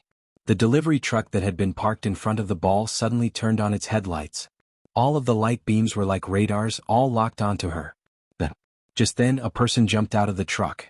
His movements were very handsome and neat. He didn't look like a regular customer that she had met before. The person stood with his back to the light. Other than the school uniform he was wearing, she could roughly tell his age. There was nothing else. The lights were so bright that she couldn't see anything from her position. He stood there with one hand in his pocket, his voice calm. "I've heard a lot about you, 0Z. At that time she didn't expect anyone to recognize her. Fortunately, she was wearing a long black robe, dressed as a comic villain, the Grim Reaper. The large black hat on the robe gave her a good cover. So much so that no one could see her real face, let alone see her expression. The police officers rushed out from behind the man. She heard some people asking in disbelief, "Are you sure it's her? She's a lady." "Who told you that Z is a guy?" "That person is a high school student, but in front of the police he seems to be in control of the situation." But the information we received." The police wanted to say something, but the person laughed. The man chuckled. "Yes, it was your accurate intelligence that allowed Zero to roam freely for half a year." The police. Why was this Chinese person hired by F so difficult to communicate with? Was he bullying them because they didn't know how to speak? If it wasn't for the fact that the timing wasn't right, she would have liked to give that person a thumbs up. Because she could clearly hear the police gnashing their teeth after the man finished speaking. However, that person was here to capture him. That was another matter altogether. She was very clear about the principle of distinguishing between friend and foe. Although she admired the other party's intelligence, using that kind of intelligence on her was a little tricky. She had never met such a difficult opponent. The moment he appeared, he intercepted her, and she didn't know when this person had come to the Fifth Avenue. However, this was the Five Great Ways after all. It was her territory. How could she let an outsider capture her just like that? It had always been her style of doing things to keep a hand in everything. She did not raise her head. Instead, she smiled and raised her right hand. "Smith, you should recognize this." Smith was the person in charge of Fifth Avenue. When he saw what Z was holding, his expression changed. "Bomb time bomb." She smiled faintly. "That's right, it's a time bomb. How about this, since you've caught me, I'll give you a chance. This time bomb is nearby. Do you want to catch me or dismantle it? Choose one." Smith gritted his teeth. It was obvious that the safety of the personnel was the most important. "Don't listen to her. There's no bomb." That man was surprisingly calm. Her heart skipped a beat. If the police didn't fall into her trap, she wouldn't be able to get away. The man looked at her, his face blurred by the light.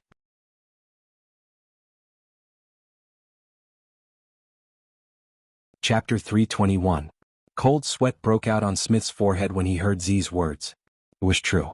Z's style of doing things was to leave a warning every time. She would also use many online platforms to tell everyone why she was doing this. Those people were all guilty of heinous crimes. But even so, doing this would be challenging their authority. So he had to catch Z. And capture her alive. What should we do? Smith couldn't make up his mind. The person was insistent. She wouldn't plant a bomb here. All the records show that Z wouldn't hurt ordinary people during her operations. This time will be no exception. She's playing psychological warfare with you. Smith was in a dilemma. Although the person she hired was a psychologist. What if Z really planted a bomb here? There were so many people on Fifth Avenue. If there was an explosion, it would be over. Z was really cunning. Every time she would blend in with the crowd and pick the most crowded places to attack. "Since Mr. Smith is having a hard time deciding, I'll do something small for you to see." She knew that Hoshino was ready. She moved her finger. Bang. The sound of an explosion came from not far away. Smith's expression changed. He shouted, "Stop. Z, stop it right now. Don't be nervous. This is only the first one. There are 7 or 8 others buried nearby. Mr. Smith, I just said that you have to make a choice. Also, if you shoot randomly, you will hit a bomb. F***CKU. Smith thought of this sentence in Wuxia at that moment. He was really annoying. At that time, when she saw Smith's expression, she knew that she was about to succeed. So, she calmly put her hand behind her back and touched the magnet that was stuck to her back. How could she not have some escape tools when she was in this world? As expected, Smith's face turned green when he heard her words. He shouted, "Don't shoot." The sound of an explosion could cause panic. The crowd was no longer as calm as before. Once they heard that there were more bombs, they started to panic and wanted to escape. Taking advantage of that moment, she forcefully tore it apart. The powerful suction from the iron-sucking device caused her to fall back dozens of meters effortlessly. Her entire body was directly glued to the celebratory iron horse. It would be a lie to say that it didn't hurt, but the most important thing was to escape. Because it was obvious that the person had his eyes on her when she retreated. It was precisely because his movements were too methodical that she remembered this moment. If it weren't for her escape, he would have grabbed onto her hand with one move. In fact, at that time he did grab her long sleeve, but the fabric was too fragile and broke. But even so, she, who had never shown her face in front of others, revealed a flaw. That was her long hair, which was exposed outside. She couldn't care less. In the midst of the chaos, she heard the police say, F***CK. Z tricked him again. There was no bomb. They were firecrackers. The sound just now was from firecrackers. At that time, she thought that there would be a lot of trouble. She didn't expect that after she came out for more than 10 days, that person had already disappeared from the fifth path. That person's identity was also quite mysterious. The reason why she called him mysterious was because even she had not found out who that person was. The only thing he knew was that the man was from Wuxia just like him. Fujio raised her eyes again and looked at Chinemo, whose white shirt was still stained with blood.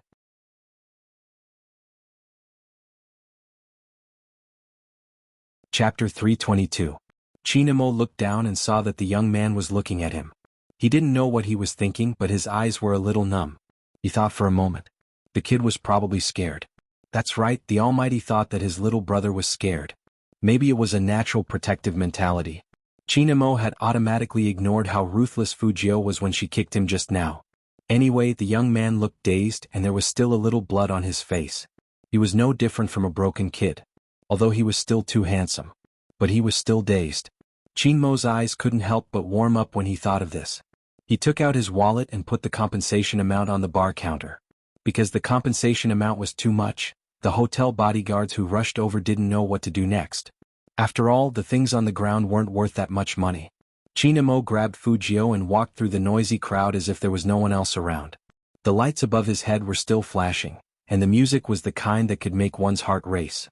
If it was someone else wearing a white shirt in a nightclub, you would think that he was conservative. But that person was the Almighty and everything seemed very different. Not only was he untainted by the mud, but he also had that kind of abstinence and indifference, like a god who had fallen from heaven. The youth he was holding in his hand was extremely demonic. With a black leather jacket and silver hair, he was simply an illusion of a demon. Both of them were so good-looking, but their temperaments were different. One black and one white, which created such an impactful scene. The Fujoshis in the crowd felt their hearts racing. This kind of hand-holding was so sweet. Oh, they didn't know why this man was so domineering. What did he want to do with the young man? But the fight just now was so cool. So cool that even now, when they saw Chinmo's side profile, they couldn't believe that there was such a perfect man in the world. Hearing the gasps around her, Fujio curled up her lips. It was quite interesting to be with the Almighty. Even the fight was so fun. The bodyguards didn't stop them. And there were still broken wine bottles on the ground behind them. The Almighty must have been a person who liked to pick fights in nightclubs in the past. Fujio was wrong about this.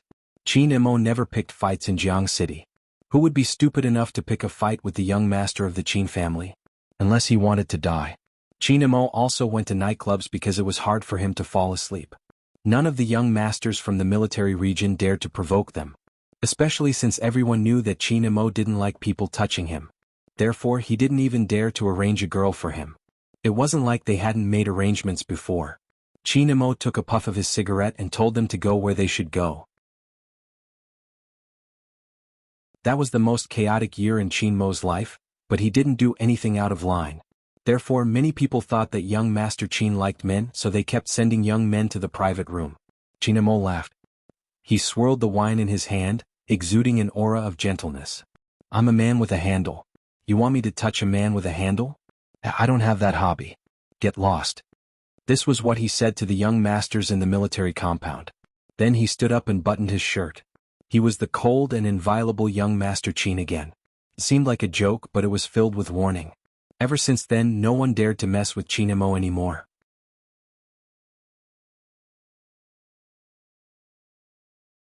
Chapter 323. She didn't expect the Almighty to take her to the corner of the wall. He looked back and said calmly, "Are you still afraid?" "Afraid? Afraid?" Fujio didn't react for a moment. But then she remembered her stupid performance just now. She immediately followed the Almighty's words and said, "I didn't feel anything when I kicked him, but I was a bit stunned when I saw so much blood." Chinemo stopped in his tracks and turned to look at her. The two of them were very close, so close that it seemed like the Almighty's breath could hit her face. Just when Fujio thought the Almighty had seen through her lie, she saw the man raise his hand and wipe her face. His expression was still very indifferent, like a big brother. So don't look at the blood, the eye drops are wasted. Fujio. Is that the logic? But whatever the Almighty said, it was true. Fujio felt lucky that she remembered what happened just now and put on that expression. Otherwise, someone as smart as the Almighty would have treated her in a different way. After returning to the room, the Almighty really gave her another eye drop. Although the pain this time wasn't as strong as before, it was still a little painful. The difference was that after giving her the eye drop, the Almighty directly turned off the light and went back to his own bed. Don't ask why, she could still hear the sound with her eyes closed. There was always a question in her heart. According to Fujio's personality, she would definitely solve it. But it wasn't realistic to directly ask, "Brother Emo, have you been to the Fifth Avenue?" If he wasn't careful, the Almighty might notice something and expose himself. So how to ask was a skill. But, since she was already living as Fujio, let bygones be bygones. At least let bygones be bygones. Because now, she had found something that was far more important than catching those who had committed the most heinous crimes, something that she should persist in. It was to let He Honghua enjoy life, be friendly to her friends, fight alongside the Almighty, and participate in the national competition. She didn't know who said it. In this world there was no end to catching evil. Just like when there was light there would be shadows. When we are cruel to others, it must be to protect the people important to us. If not, stealing, insulting, nitpicking and playing tricks. The darkness that was slowly evolving would eventually become a devil. She had encountered too many cases in her past life. Do not judge the sinner by his sex, nor by his age. Even high school students could laugh proudly after bullying others in school. Even a middle school student could pretend to be pitiful after stealing something. Not to mention some adults. However, the truth is always tiring or nauseating. When you look into the abyss is watching you. This sentence was always so reasonable. In the past, Hoshino had been worried about her for a long time. He was worried that she would not be able to control herself and use other means to punish those criminals. In fact, even Fujio herself was afraid that she would become unscrupulous and get rid of whoever she wanted. Just like how she was today. It was very savage. The Almighty was really someone who knew how to stop her.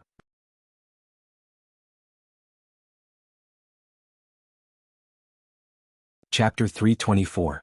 If the Almighty was really that person, that was even less of a problem. Because in that person's eyes, she had always been a woman. And now she was a boy.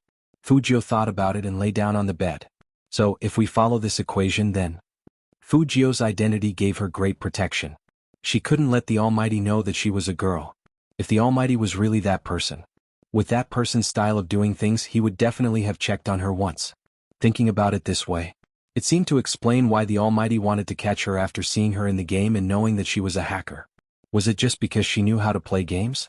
Fujio put a question mark in her head. What if it wasn't because she was playing games, but because the Almighty suspected that she was Z? That would explain why the Almighty always set traps for her when he was talking to her. And he always looked like he was watching over her. He probably found out that Fujio hadn't been to Fifth Avenue 3 years ago, and she was still a middle school student at that time, so it was even more impossible for her to be Z. That was why being a high school student was such a good identity. The more Fujio thought about it, the more her lips curled up. Chinemo, who was lying on the other bed, didn't hear any movement. He sat up with his long legs on the ground and said in a calm voice, "Are you still afraid?" Fujio heard Chinmo's question and knew that the Almighty seemed to have misunderstood something. But at this time, if she said she wasn't afraid, she would really give herself away. She could only reply, "A little, there's always blood in front of me." She didn't like blood, and when she realized it, she realized that she had used too much strength. Fujio couldn't even imagine what would have happened if the Almighty hadn't pulled her into his arms in time and covered her eyes. Would she have crushed that person's internal organs? Fujio shook her head as if she wanted to get rid of these emotions. It was indeed a serious matter. Who knew that the Almighty's next words would be, "If you're afraid, come and sleep"? Fujio was shocked. He wasn't stunned by those words. It was the Almighty's tone that said, "Because you are my little brother, I will indulge you. No one else should even think about touching my bedding." Fujio shook her head decisively. "Brother Emo, I don't sleep well. That's all. It's fine as long as I know Brother Emo is beside me." Sleep over there? What a joke. Wasn't this asking her to walk right into a trap? But the Almighty must be coaxing her like a child again. Otherwise, he wouldn't have asked her to go over and sleep with him. Unfortunately, at this moment, Chinemo saw the youngster as a rebellious boy trying to be brave. Qin Mo wanted to leave the youngster some self-respect, so he turned to turn on the table lamp. Fujio couldn't open her eyes at this time, but she could still feel the gentle light. It was so strange that there was such a man in the world. Cold as ice, black-bellied, but gentle to the bone. The premise is you have to be his younger brother. When Fujio thought of this, she couldn't help but let out a long sigh. The more it was like this, the more likely the Almighty would retaliate after finding out her secret. So, let's hurry up and finish the training.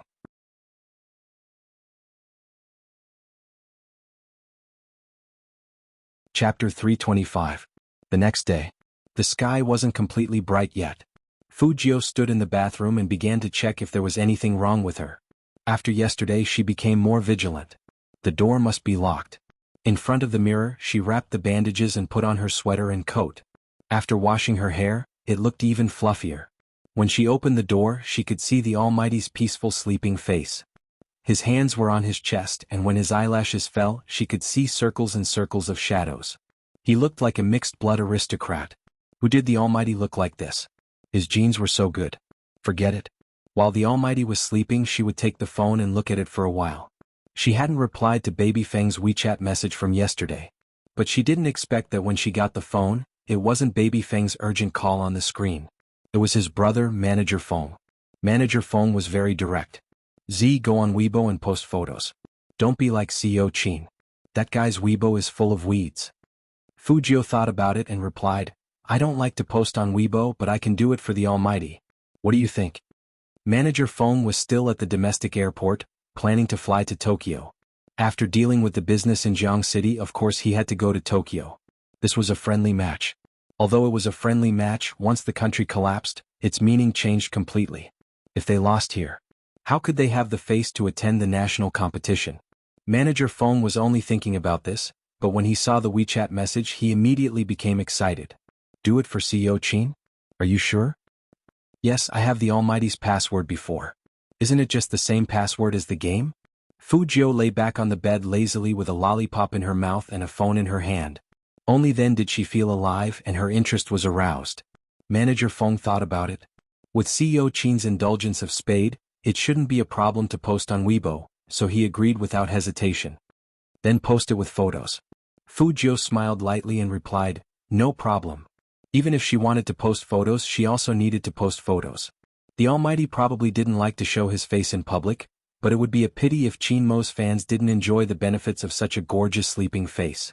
Therefore, after Fujio got out of bed, she tilted her body and took the photo from the right to the left. She used the morning light to blur Qin Mo's handsome side profile, leaving only a smooth curve that made people think of how handsome the person in the photo was just by looking at it. Of course, there was also that handsome and dignified sleeping posture. The Almighty was too clean. It was as if he had fused with the light of dawn. Fujio's smiling eyes froze for a moment when she saw the photo she had taken.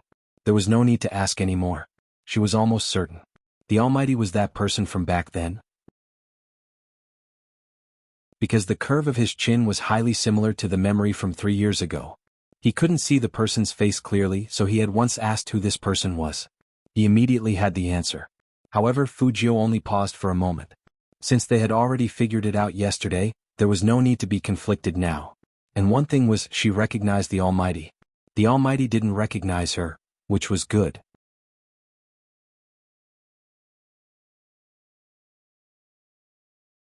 Chapter 326. At this time, she had to thank Manager Feng for the follow-up measures that Almighty Qin didn't remember the password for his official Weibo account. Manager Feng changed Almighty Qin's official Weibo password to the game password. That was why Fujio came up so smoothly. Of course, she had another way. As long as she took Almighty Qin's laptop, she would be able to find the preview record and use it as a starting point to crack the password. However, now that she knew that the Almighty was the person who had made her suffer a loss before, she didn't know what to do. Of course, Fujio wouldn't leave any traces behind. The Almighty was so smart. He had to be on guard. But such a picture was taken. All the Qin fans exploded. Holy sh*t, what did I just see? What did I see? Early in the morning, I'm just checking in as usual and watering Almighty Qin's Weibo. I never expected Almighty Qin to post on Weibo, but what is this? Photos? Sleeping photos? I must be dreaming. This is the first time I've seen Almighty Qin's selfie. Oh, he's so handsome that I'm crying. Why does Almighty Qin look so inviolable even when he's asleep? I'm turning gay. The man upstairs is crazy. Count me in, I want to be gay too. Mom, my nose is bleeding. It was not only Qin fans who felt this way. Even the team members who had woken up early were stunned.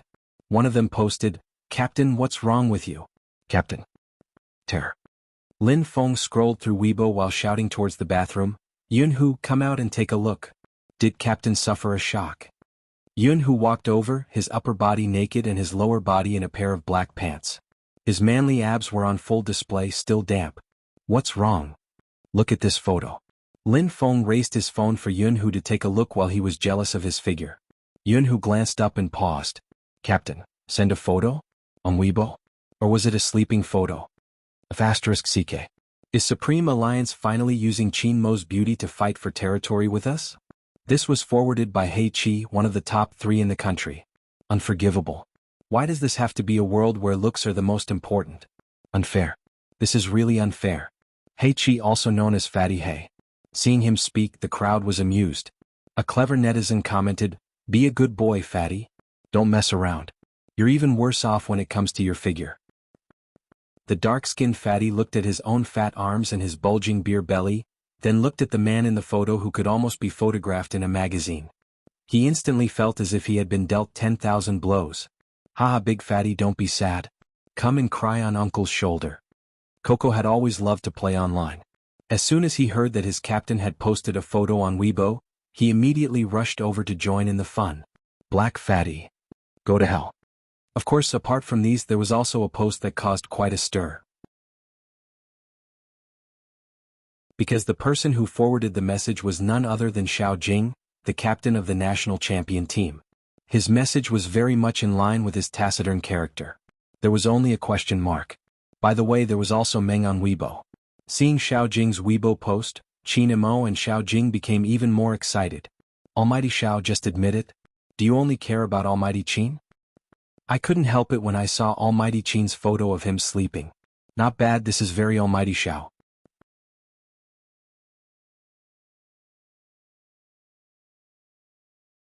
Chapter 327. Yes, who took the photo? This angle, this lighting, they knew Almighty Qin didn't like to show his face, so they deliberately blurred Almighty Qin's face, leaving only that graceful arc in Almighty Qin's unique noble temperament. The appearance of such a magnificent sleeping face was so sudden that Qin Mo's fans were so excited that they forgot the most important question. Now they were reminded of it. Another wave of heated discussion came. As an 18-year-old selfie lover, I can responsibly tell the beauties that this angle is impossible to take a selfie, and the selfie stick is useless, unless it's with the help of other external forces. I think even if Almighty Qin took a selfie, he wouldn't use a selfie stick. Let me summarize what the 2 floors above said. The photo was definitely taken by someone else. So, who is this someone else? From the photo, Almighty Qin probably hasn't woken up yet. Who could be next to Almighty Qin when he was sleeping? I have something to report. Isn't the Supreme Alliance training in Tokyo now? It's said that 2 people share a room, you know. According to Almighty Qin's personality, he would definitely live alone. Our Almighty Qin is very obsessed with cleanliness, everyone knows that.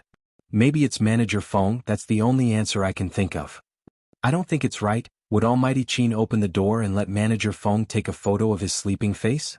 Almighty Qin would only smile at Manager Feng and ask him to leave, so this answer doesn't make sense. That's right. This was the reaction their captain would have. In front of their captain, Manager Feng's foxtail was especially restrained, probably because he knew he couldn't beat the captain. So what was going on? As an internal member of the Supreme Alliance, Lin Feng also couldn't figure out who took this photo at this time. According to yesterday's room allocation, the captain did sleep alone. At this time, 8:20 in the morning, no one would dare to enter the captain's room, right? Only student Feng in the suite guessed the answer after seeing the Weibo post. The person who took this photo was very likely his idol. What? Why did Almighty Qin become the protagonist of everything he imagined? In his fantasy, he woke up with his idol, took a photo with him while washing his face and posted it on Weibo.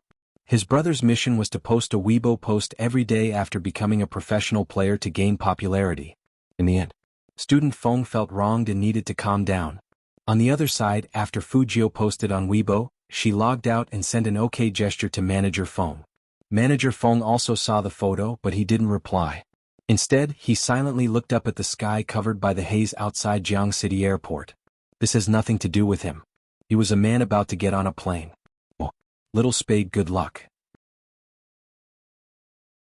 Seeing that Manager Feng didn't reply to her message, Fujio thought that he had boarded the plane, so she didn't care.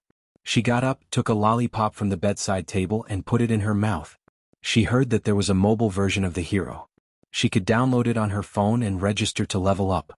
However, at this time the fans on Weibo had all turned into all-round detectives.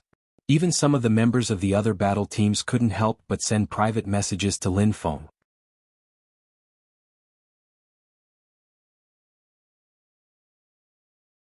Chapter 328. At this moment, Yunhu glanced at the photo on Weibo again. He took a sip of mineral water. I can roughly guess who it is. You can guess. Lin Feng jumped up in excitement, grabbing onto Yunhu's arm. Who is it? Who is it? Yunhu glanced down at his fair collarbone, frowning. Then he enlarged the photo. Take your time, there's a bright spot. Since you already know, why didn't you tell me directly? Lin Feng wanted to pull his hair again. Yunhu pulled his shirt over his head. Because I wanted to use this chance to train your slow reflexes. I can give you a hint, Captain might not have slept alone last night. When Lin Feng heard this, he knew it was impossible to get an answer from Yunhu. But Captain didn't sleep alone? So exciting. What's the bright spot? Lin Feng caressed his chin, his big round eyes looking at the photo on Weibo. Why couldn't he see any bright spot? The brightest spot was the Captain himself. Even though his face wasn't very clear, it was especially well defined under the light. That faint shadow was like an angel whose wings had been broken and was lying in the holy light, dazzling everyone's eyes. Who could see anything else? But once intelligence was involved, it was a huge problem. Lin Feng lowered his head, staring at the photo carefully. Still nothing. But even if he couldn't see it, it didn't mean that the smart MO and GeoCP fans couldn't see it. Of course, there were some smart old Qin fans who weren't CP fans. Beauties, look carefully, don't you think this photo is weird? What's weird? Cut off the picture, the arrow points to the lollipop, black ring and some eye drops on the bedside table. Let's not talk about the latter, just the lollipop and black ring. The Almighty never wears a ring. Fine, let's just say the Almighty bought one for himself when he went to Tokyo. Let's have a good half-cent lollipop. The Almighty doesn't like sweets, much less eating lollipops. Who do you think the lollipop belongs to? Someone with a tacit understanding passing by. Single dogs are fed another bowl of dog food. They don't want to talk about it so early in the morning. When they go to work, they have the same tacit understanding. Wait a minute, brothers and sisters above, why don't I understand? What do you mean? It's obvious who the lollipop belongs to. Last night, that person slept in the same room as Almighty Qin. Today, the person who took the photo is, you know. As a fan of Big Spade, I understand. Super +1. My Big Spade is being naughty again, the candy caught me off guard. Some of the younger fans still didn't understand. They still thought that Almighty Qin had shot it himself, and that he shouldn't be implicating others. Some Spade Z fans are too much. Do they have to link our Almighty Qin and Spade Z together? In fact, the first person to come up with this theory wasn't a Spade fan, but an old Qin fan. It was obvious that their Almighty had slept with Spade Z. What else was there to say? After all, they were all people who truly liked Almighty Qin and didn't want to cause trouble for him, so they ignored him.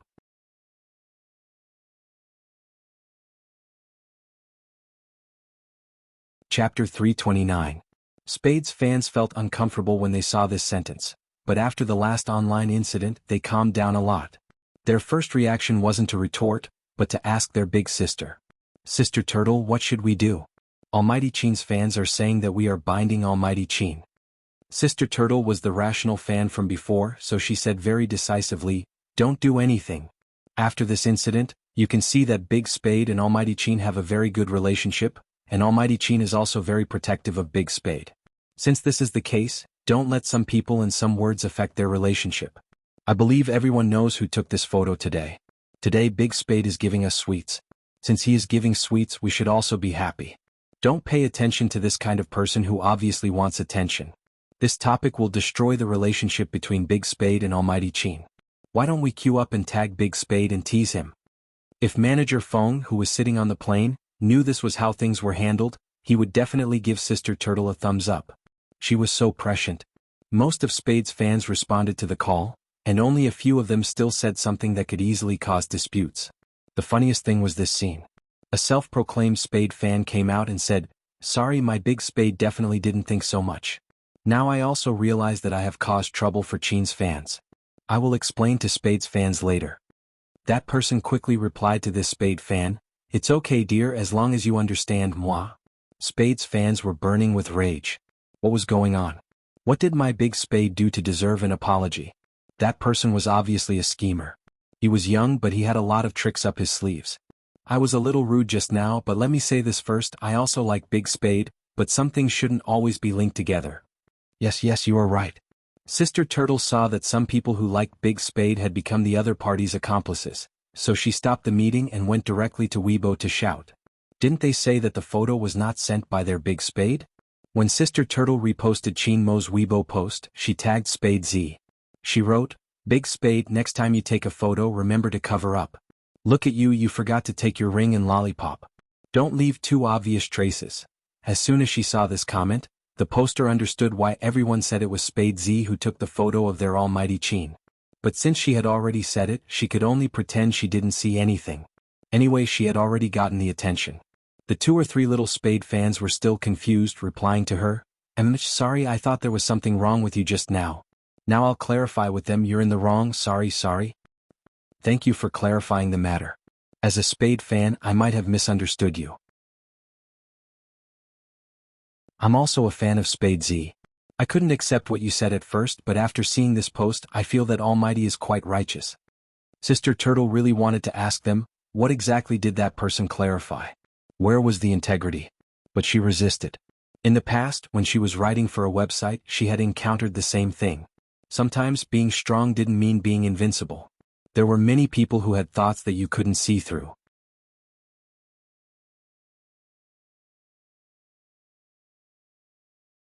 Chapter 330. Originally, she thought that her understanding would backfire. Because in this world, there would always be people who would believe some disguised words. Her Big Spade wasn't a person who could disguise, but the other party was. So she wouldn't make the same mistake twice. Especially when it came to protecting Spade Z. She had to be calmer and win with experience. Fortunately, she wasn't fighting alone. As soon as it came out, a lot of people reposted her, including those who really liked Spade Z and only focused on the passion that Spade Z brought them. They used that S one after another to prove their strong and powerful existence. My Big Spade did it on purpose. Such a domineering attack would definitely leave evidence that he and Almighty Chin are sleeping together. Are you sure? Almighty Chin won't do it. I'll just wait for Almighty Chin to wake up and check Weibo. Yes, according to Almighty Chin's character, there will be 2 endings. One is to block Big Spade, the other is to sleep with Big Spade. Just like that, the scene changed again. An aura full of love spread out. That person is still posting to make his presence known? Sorry, people who really liked Spade Z wouldn't have any interaction with you. If you want to gain popularity, you can feel it yourself with a look. Lin Feng was still moved and frightened by Little Spade's success in sleeping with Captain. He turned his head and said to Yun Hu, "That's not right, it was Little Feng Shang who slept with Little Spade. How did he change to Captain? Do you think there was nothing between them last night?" According to Little Spade's character, he would definitely. Even if Little Spade had ulterior motives towards Captain, it wouldn't be a big deal. Obviously, there will be 2 situations. One is that he was beaten up by Captain and thrown out, and the other is that the person who was slept with was him, not Captain. Yun Hu was indeed the best player in Supreme Alliance other than the Almighty. He hit the nail on the head with one sentence. But Little Spade is really charming. I can see that someone is protecting him. Protecting? You mean those at S from Spade fans? Lin Feng wasn't stupid. They have a good grasp of the wind direction, otherwise someone would take the opportunity to rise. After saying this, Lin Feng became excited again. Little Spade is indeed a fresh stream in our Supreme Alliance. He dared to take a photo of Captain and even used Captain's account to post on Weibo. Why could he use the Captain's account to post on Weibo? I'm sure Captain didn't post it himself, but how did Little Spade do it? You hacked Captain's system? I don't think so. Yun Hu tapped on the webpage on his phone. Our team's official Weibo isn't active, which means that Feng Yi knows about this. It's very likely that Little Spade got Feng Yi's approval before posting on Weibo. Otherwise, do you think Manager Feng, who values money as much as his life, wouldn't repost such an interactive photo? He's running away, and if the captain finds out, he'll be held responsible. That makes sense. Lin Feng slapped his forehead. Ayaya, isn't little Spade in trouble? I wonder how Captain will punish him. I really want to see. Achoo. Fujio logged out of Hero's page and logged back into the official Weibo account. Her slender fingers rubbed her nose carelessly, and her eyes paused. She was about to look at the comments that had been at it. She heard a low chuckle coming from her left side. Why are you sneezing all of a sudden?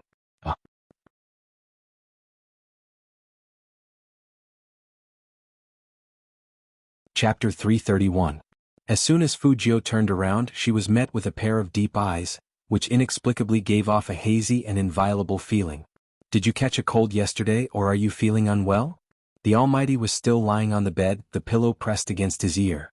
His features were as handsome as a comic book, and a few strands of black hair fell on his forehead, the ends of the hair falling on his eyelashes. Even the smell of the hotel seemed to have sublimated on him. It was light and pleasant to the nose. But it didn't look good for the Almighty to wake up at this time. She had just replied to a post by someone called Sister Turtle, and she was going to check out other ads. Well, actually, it didn't matter what they were. What mattered was her reply. I'm so handsome, of course I'm the main. She had thought that her reply would be buried among all the comments, and the Almighty might not even see it.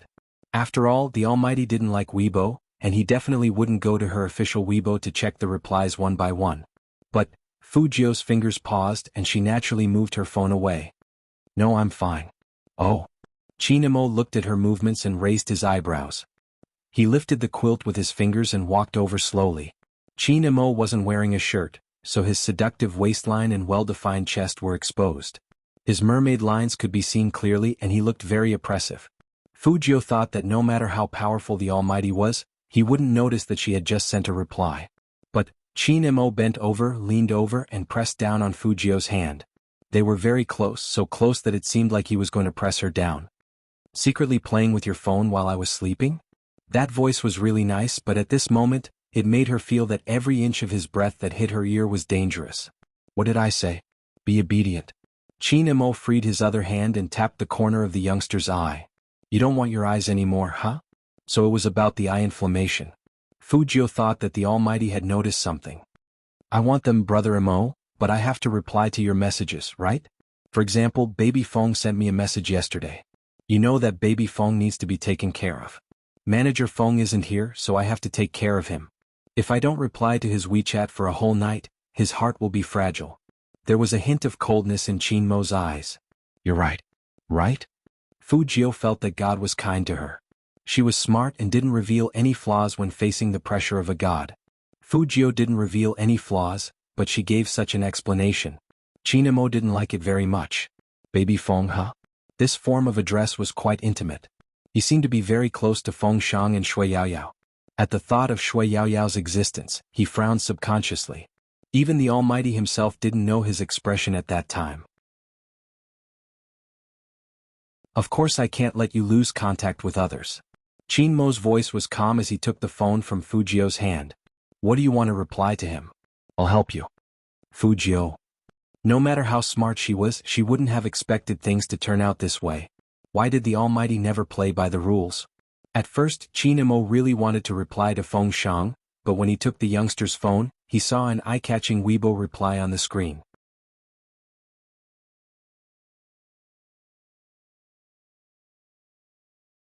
Chapter 332. That's it. That was the only thought in Fujio's mind. After Chinmo picked up his phone, time seemed to stop between the two of them. It was empty for half a second. Chinmo lowered his eyes and looked at the youngster on the bed. The youngster was looking at him too. That face was still clean and handsome, but no matter how he looked at it, it made people want to teach him a lesson. Attack? You. Chinmo arched a brow, then his thin lips curved into a smile. He remained standing by the bed, but his left hand pressed down, supporting himself on the bed. Fujio could clearly feel that the mattress had sunk a little because of the Almighty's movement. Chinmo bent his waist and put one knee on the mattress. His legs were so long and beautiful. That handsome and noble face pressed down on her without any warning. His eyes were deep and black, like poppies in bloom, with a strong sense of abstinence. The morning sun shone on his deep and straight features, making him look even more oppressive. The two of them were so close that Fujio couldn't move at all. The Almighty was so cunning that he even cut off her escape route. This position made it seem as if her entire body was trapped under him. The light minty smoke that belonged to the man assaulted her from all directions. He just looked at her. That pair of eyes that had always been indifferent seemed to be about to attack at this moment, emitting a dangerous and beautiful luster of a predator. Since you insist on being the attack, I'll have to practice with you. Let's see who's more aggressive, you or me. As Chin-mo said this, he was about to teach this troublemaker brother a lesson. His first reaction was to strip the youngster. Chin-mo's action completely alerted Fujio. Brother Imo, I have something to say about this. Fujio took a step back, but Chin-mo held her wrist. The Almighty didn't care. Oh, you still have something to say? When we play werewolf, everyone who is thrown out has to say something before they die. Fujio looked serious. Chin-mo was interested. He wanted to hear what this naughty kid had to say. He was still talking about werewolf, so he raised his eyebrows at the youngster, signaling him to continue. Anyone who plays hero knows that offense is the best defense. Fujio leaned forward, sat up straight, and kissed him on his right cheek without any warning. Her bright eyes, coupled with her silver hair, looked handsome and devilish. I want to say, Brother Imo, it's so early in the morning. Why would I think that you're interested in me when you're pounding me on the bed like that? Am I supposed to think that you're interested in me too? I can't help but kiss you. Indeed, Chin-mo didn't expect Fujio to make such a move. His fingers paused and his mood sank. His eyes darkened like the water in a deep well. Fujio seized the opportunity to escape from the predicament. She stood with one hand in her pocket and sighed regretfully. Brother Imo, what do you think we should do? Just when I thought I was a little straighter, you turn me gay again. This is not good, not good. At this moment, Chin-mo was so angry that he laughed. His lips curled up faintly. He straightened his body and stepped on the floor barefooted, like a god descending from the heavens. Afterward.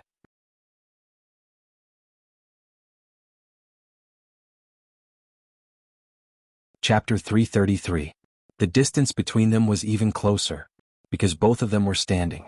Moreover, Chin-mo grabbed Fujio's collar and dragged her over. Following that strength and posture, Chin-mo lowered his head and leaned forward, his thin lips inching closer to Fujio. The perfect height difference was just like what the Tokyo girl said. If the two of them kissed, the scene would be very beautiful. But Chin-mo was still rational. How could he kiss her? He was just warning his disobedient younger brother. You're so good at talking nonsense. Tell me, how should I teach you a lesson, huh? Brother Imo, do you want to hear the truth? You're the big brother, so you have to let me win. Fujio decided to change tactics. She didn't even try to dodge, and there was a slight smile on her lips. Chin-mo listened to the youngster's rascally tone and laughed instead of getting angry. You like meat? You like to play with your phone? You like to post on Weibo? The last one average. Fujio didn't have a habit of posting on Weibo, but what she said was true. Chin-mo was still holding onto her phone. He moved his fingers, letting her see for herself. Do you like to take photos? Brother Imo looks so handsome when he's sleeping. Of course I have to record such beautiful things. Fujio smiled casually. This is the first time I'm competing with so many people, and then I'm staying in a hotel room with my good friends. It's not bad to wake up like this in the morning, it'll be a memory in the future. When Chin-mo heard the youngster's words, he loosened his long fingers and tugged at the youngster. The two of them leaned back and lay down on the bed. Fujio did not expect the Almighty to make such a move. The Almighty's reaction was always different from what she expected. Therefore he was caught off guard for a moment. When his whole body was lying on the soft mattress, she saw the Almighty raise his left hand, which was holding the phone, and his right hand pressed her head against his shoulder. Then there was a cracking sound. Her face and the Almighty's shoulder appeared on the screen. Fujio paused and tilted her head to look at the man beside her. He had never been so close to anyone before, but he was really happy. Since it's a memory, it's more meaningful to take a photo together. Chin-mo's voice was very calm, but his attitude was like he would try his best to satisfy his younger brother no matter what he wanted. In addition, he had always been very resistant to taking photos.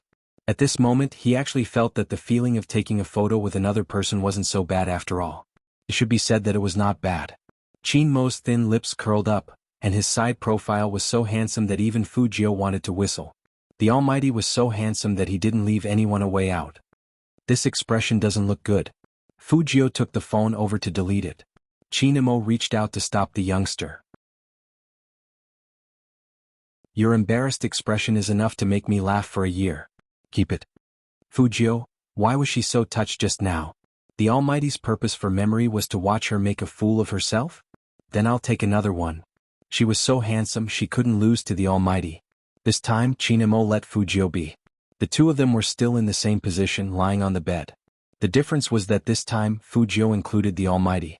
The first time the two of them took a photo together was in bed, only Fujio and Chinamo. One was rebellious while the other was domineering and indifferent, thought nothing of it. Ordinary people would definitely think a lot when they saw that picture.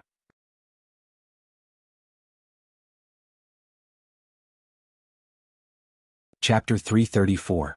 So handsome. Fujio looked at the photo and whistled with a devilish smile on her face.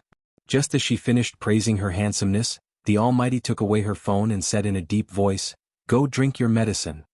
My phone? Confiscated. Chinamo stood up and walked back to his bed, probably to find something to wear. Fujio's mood now was only comforting herself with good food. She also stood up and took her wallet. Brother Mo, what do you want to eat? I'll go get it. Most hotels provided free breakfast and it was a buffet. Especially in a star-rated hotel like this, the breakfast was even better.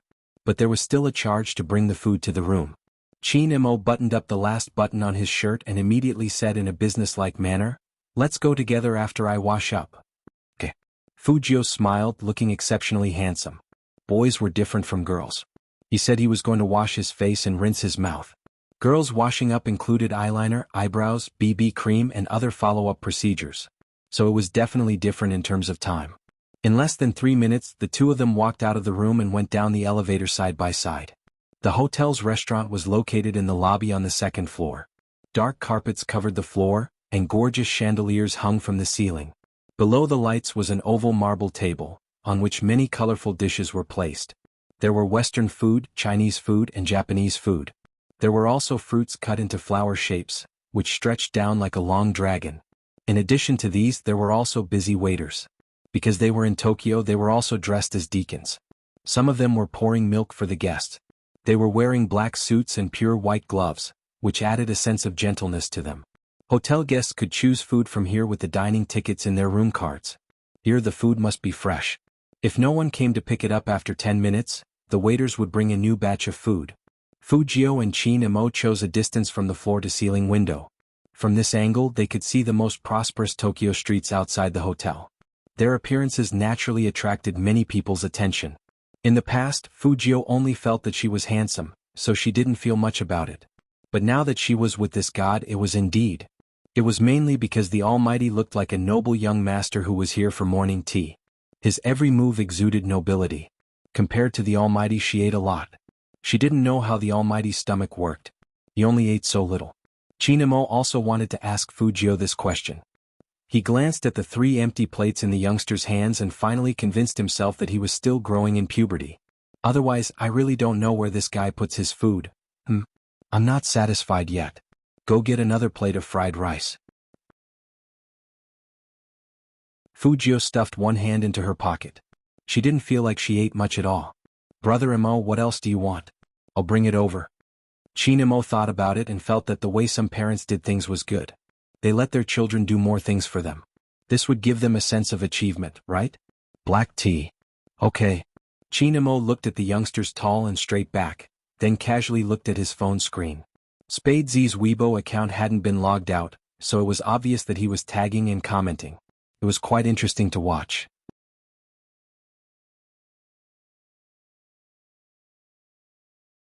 Chapter 335. That was a message that had been replied to many times. That was why he could see it so easily. Look here, don't put our almighty Chin and Spade Z together, understand?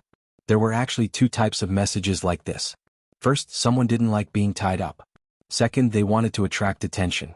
Obviously, this person was the second type. Otherwise, he wouldn't have kept replying. I was a bit impulsive just now, but let me say this first, I like Big Spade too. Whether he liked Spade Z or not was another matter. After Chinamo clicked on that person's message, he only had one feeling. This person was imitating Spade Z in everything and wanted to become an internet celebrity. Chinamo was a businessman. As a businessman, it was easy to see the essence through appearances. It wasn't impossible that Spade Z could attract attention and wanted to spend money on him. Of course, Chinamo didn't rule out the possibility that this person might have really liked Spade Z from the start. But this liking wasn't pure.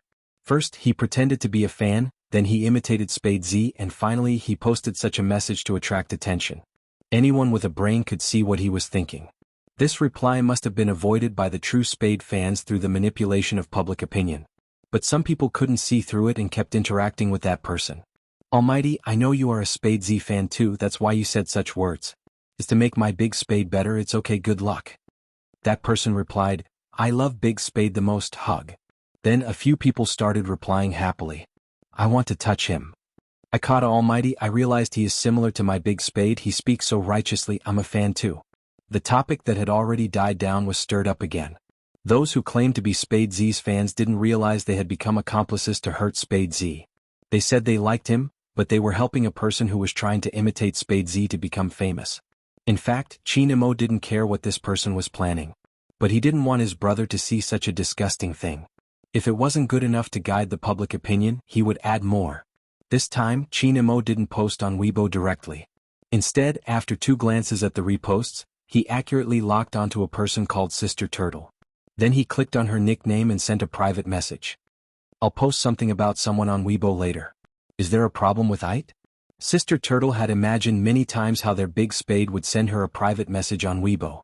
But she didn't expect Almighty Chin to send her a private message first. Even Sister Turtle, an experienced and knowledgeable white-collar worker, almost choked on her water. However, they were all people in the workplace, so their words were straightforward. No problem. Sister Turtle didn't ask why Almighty Chin came to talk to her. Smart people would understand once they saw the things on Weibo. Just now, she was still worried that the scheming person would appear again. After all, no matter how good you were to yourself, you couldn't control the thoughts of others. Somehow he could empathize with them. Her heart ached for Big Spade. The youth who said, justice may be late but it is never absent. She was being hurt, but some people who said they liked her became her accomplices. This matter must be stopped. Sister Turtle heaved a sigh of relief at the Almighty's timely appearance.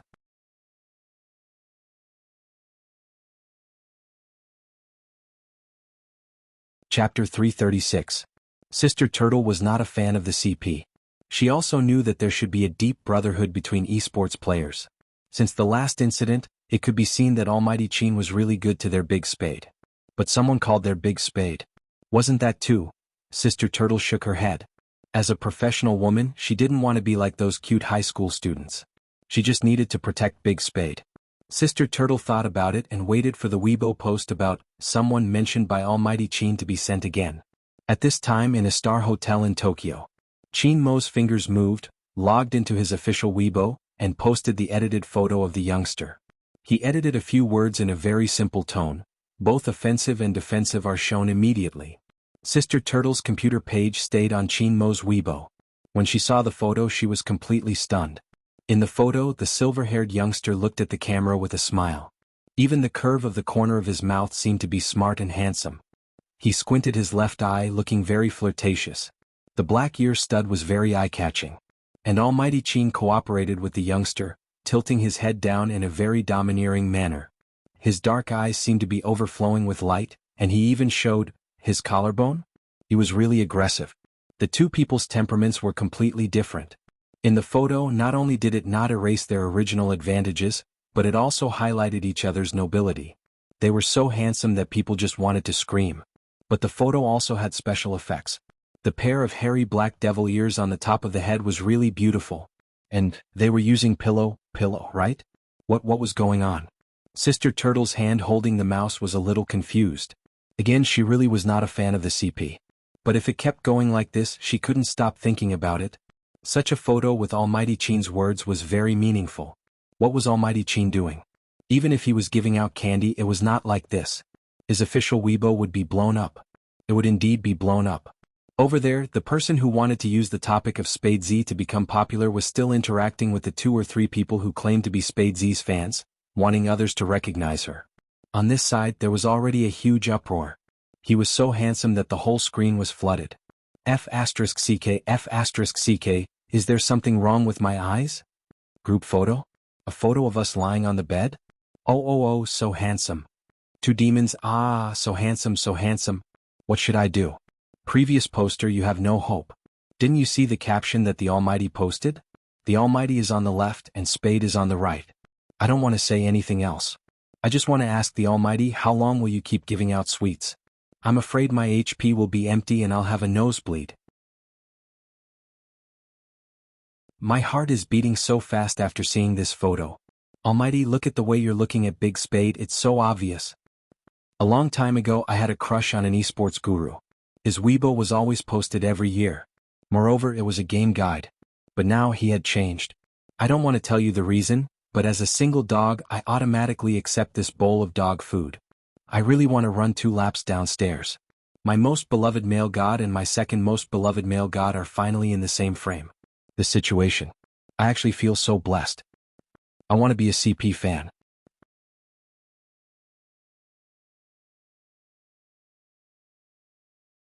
Chapter 337. After Chin Mo's fan mentioned it. Only then did the others realize that, indeed, the Almighty's Weibo was filled with Big Spade's Weibo, apart from the games that he had posted before. That's right, everything was about Big Spade. And if this had happened in the past, posting photos? The Almighty even wanted to wear a black mask to cover his handsome face when he was playing. The media didn't dare to take pictures of him. But look at this. Why did the Almighty post photos? And he blocked all other voices with these 3 words in such a domineering manner. What was he trying to say? Everyone knew what he was trying to say. The Almighty didn't just say it when he said he would protect Big Spade last time.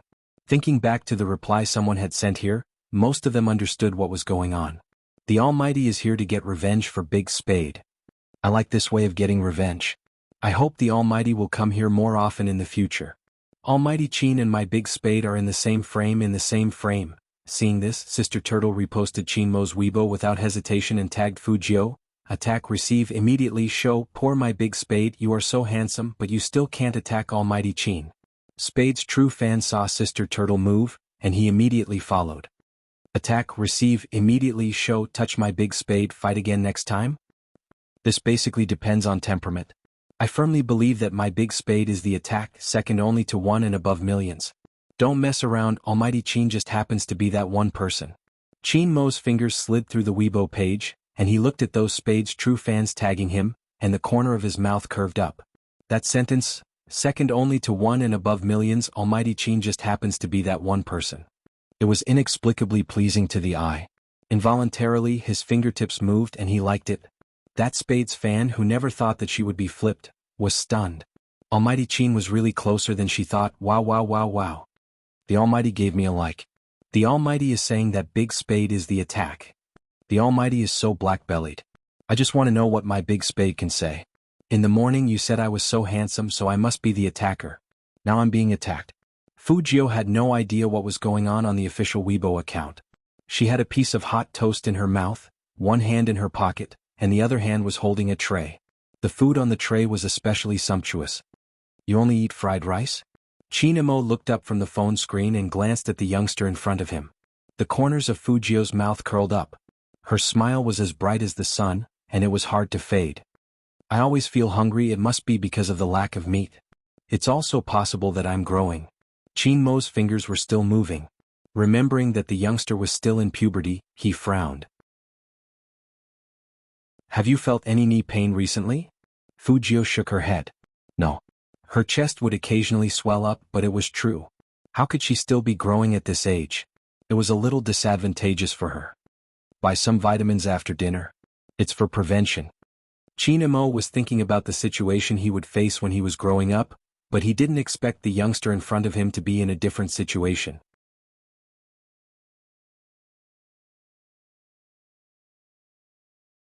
Chapter 338. Chin Mo lifted his lids and leaned back, sitting elegantly on the chair.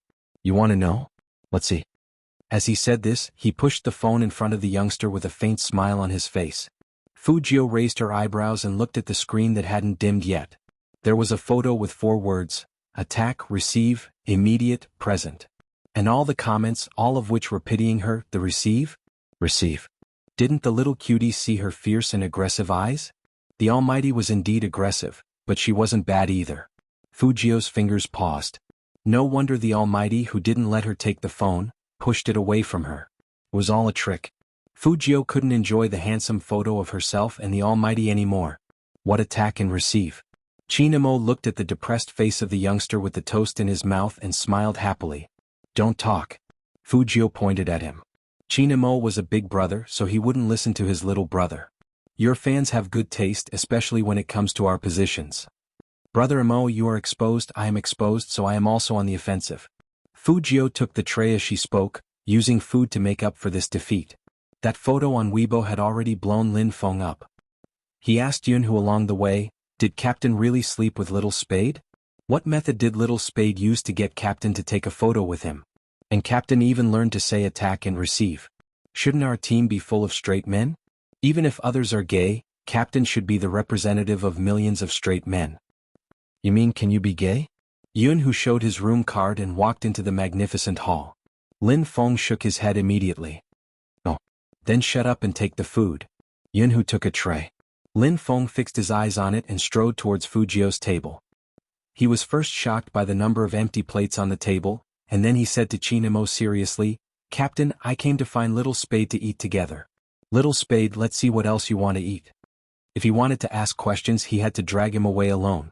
Fujio wouldn't refuse good food, so she smiled and was about to get up. Chinmo's voice was calm. He has already eaten 7 plates, 1 toast and 3 glasses of juice. Are you sure you want him to continue eating? These words were directed at Lin Feng. When those deep eyes looked at him again, there was a hint of pressure. Lin Feng immediately loosened his grip. Chinamo raised the porcelain cup and took a sip of iced Americano. The chill immediately dissipated quite a bit. Since he couldn't pull them apart, Lin Feng could only beat around the bush. After all, the 2 main characters in the photo were there. Little Spade, how did you sleep last night? Where's classmate Feng? Why don't I see him? That's right, don't know that Captain and the others are already in the same room. However, Fujio replied to this question very meaningfully. She said in an evil tone, take a guess. Guess your sister. Was Little Spade his biological brother? If you're my brother, then tell me the truth. Lin Feng turned his face and kept communicating with Fujio with his eyes. Fujio held a piece of chewing gum in her mouth, and a bubble came out as she chewed. She looked so handsome, but she was asking for a beating. However, the captain didn't care about this guy.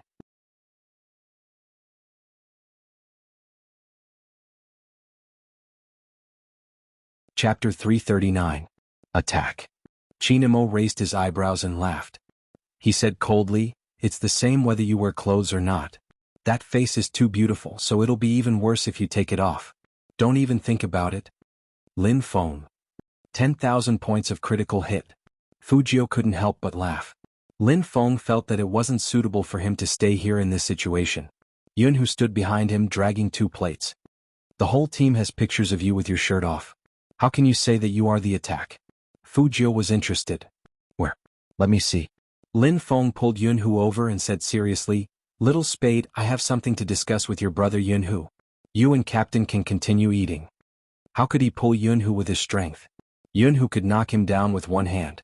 But Yunhu liked to tease him, so he let Lin Feng pull him away. Fujio saw that there was meat on the tray and her eyes lit up. Unfortunately, the Almighty moved faster than her. He moved his fork and said calmly, let me help you destroy such a sinful thing. You want to see pictures of people with their shirts off? My brother's interests are really different. Actually, I only want to see Brother Mo's. Fujio smiled and blinked her left eye. So, Brother Mo, you can give me your phone and let me see it again. Chinamo was not moved at all. Your eyes are red and you still want to take your phone? If you want to see it so much, I'll take it off in my room. Fujio paused slowly. The Almighty was so cunning and not easy to deal with. And she didn't know if it was because she always flirted with him, but he was getting better at avoiding flirting. Fujio was still a little depressed. Yunhu and Lin Feng came with other team members. Because today was the last day of training, everyone was wearing a very handsome combat uniform. This attracted a lot of attention from the diners. They could vaguely hear people talking in Japanese. Are they esports players? It seems so. Every one of them looks very imposing. Unfortunately, they are not from Tokyo. There is a handsome young man over there like a character from a manga. Esports was very popular in Tokyo. Even Lin Feng, a big man, felt that he was being watched. However, today Secretary Liang really wasn't in the mood to replace Manager Feng and lead the Supreme Alliance to the training. He was standing at the entrance of the hotel restaurant. His expression was so conflicted that he didn't look like the capable and handsome CEO's assistant that he usually was. Who could tell him what the situation was? There's CEO. President Qin, who was so cold that he could freeze people to death, and no one in Jiang City dared to take a picture of him, was now on the hot search list. There were still 2 people in the photo and both of them were extremely handsome. But Secretary Liang really couldn't appreciate that handsomeness. First, he made an international call to someone he knew, and with great difficulty he suppressed the popularity on Weibo. In the end, Madame had called him. To call him at this time, it would be strange if Manager Feng did not feel conflicted. The waiter at the side couldn't stand it anymore. He stepped forward politely and asked, "Sir, is there anything we can help you with?" At first, the waiter spoke in Dongjing dialect. Seeing that Secretary Liang was still frowning, he repeated it in English. Only then did Secretary Liang realize that there were still people around. He immediately smiled warmly. "Thank you, but no, it's a phone call." As he spoke, Secretary Liang took a step and walked towards a quiet place.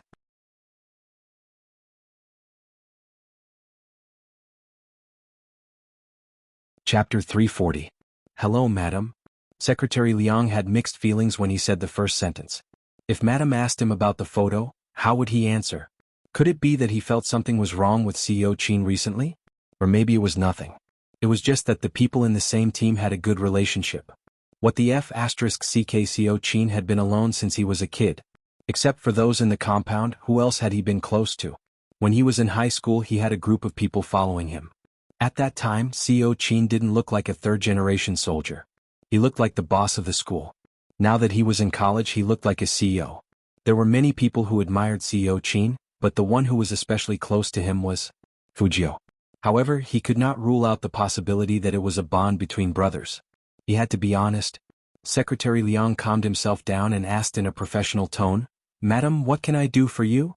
The beauty on the other side of the phone was a little depressed. "Liang. I am here. My son found you." Secretary Liang wanted to say that CEO Qin found me long ago, but Madam only found out now. His eyes were full of tears. "Why didn't you tell me that Mo was talking to a boy? You made me so excited." Secretary Liang's heart skipped a beat. "You knew?" "Yes, I knew." The beauty sighed. "I told you it's impossible for him to change. Help me keep an eye on him.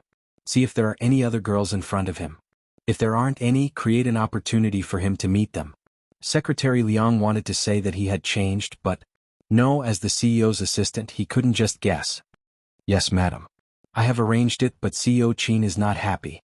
For example, during this special training in Tokyo, he felt like he was about to be abandoned. Because of the Cali team, CEO Qin looked at him with coldness. Secretary Liang knew that was a warning.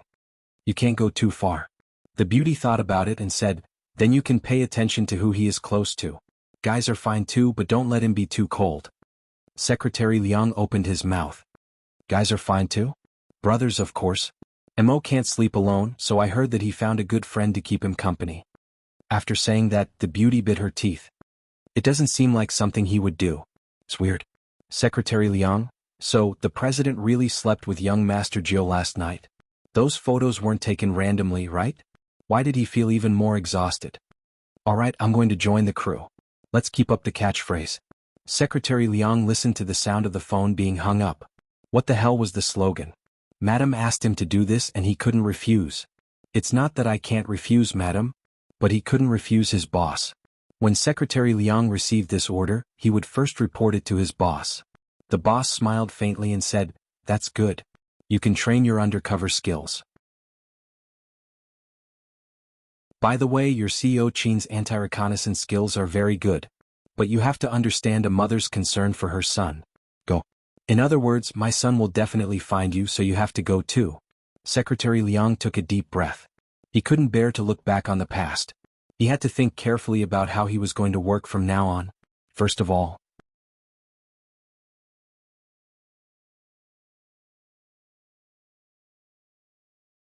Chapter 341. Because of the photo, the atmosphere among the Supreme Alliance members was a bit strange. Especially Feng Shang, his eyes were full of grievance. He wanted to sue the captain but didn't want to see the lawsuit. Who hasn't seen the fighting video of Sakura Stream Squad? Chinamo was the one who broke the atmosphere. Counting on Fujio? The young man only knew how to smile evilly, which made people think of elegance. Although Yin Wuya was no longer in this circle, he was a professional, so he would pay attention to this aspect. The ones who hadn't seen it were Shui Yaoyao, Feng Shang and Fujio. Everyone watch it again. Lin Feng is responsible for explaining. Chinamo said and stood up. Let's go to the hotel conference hall. Such a hotel usually had a conference hall, but it was expensive. But since Secretary Liang was here, this kind of thing would definitely be arranged properly. All the members sat on both sides of the conference room, which was a very cool scene that could only be seen in movies.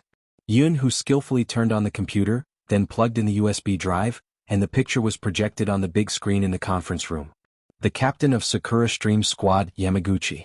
He used to fight with the captain and he is best at close combat. According to the style of Sakura Stream Squad, he must be training urgently now. There are two other members I am familiar with. Lin Feng. This ranking match is 5v5, and Lin Feng and I will deal with these two. The most worth mentioning is him, Shuji. Everyone looked at the photo and their eyes became sharp. It's him. Yes, it's the person we met in the training base yesterday. Yun, whose expression didn't change at all.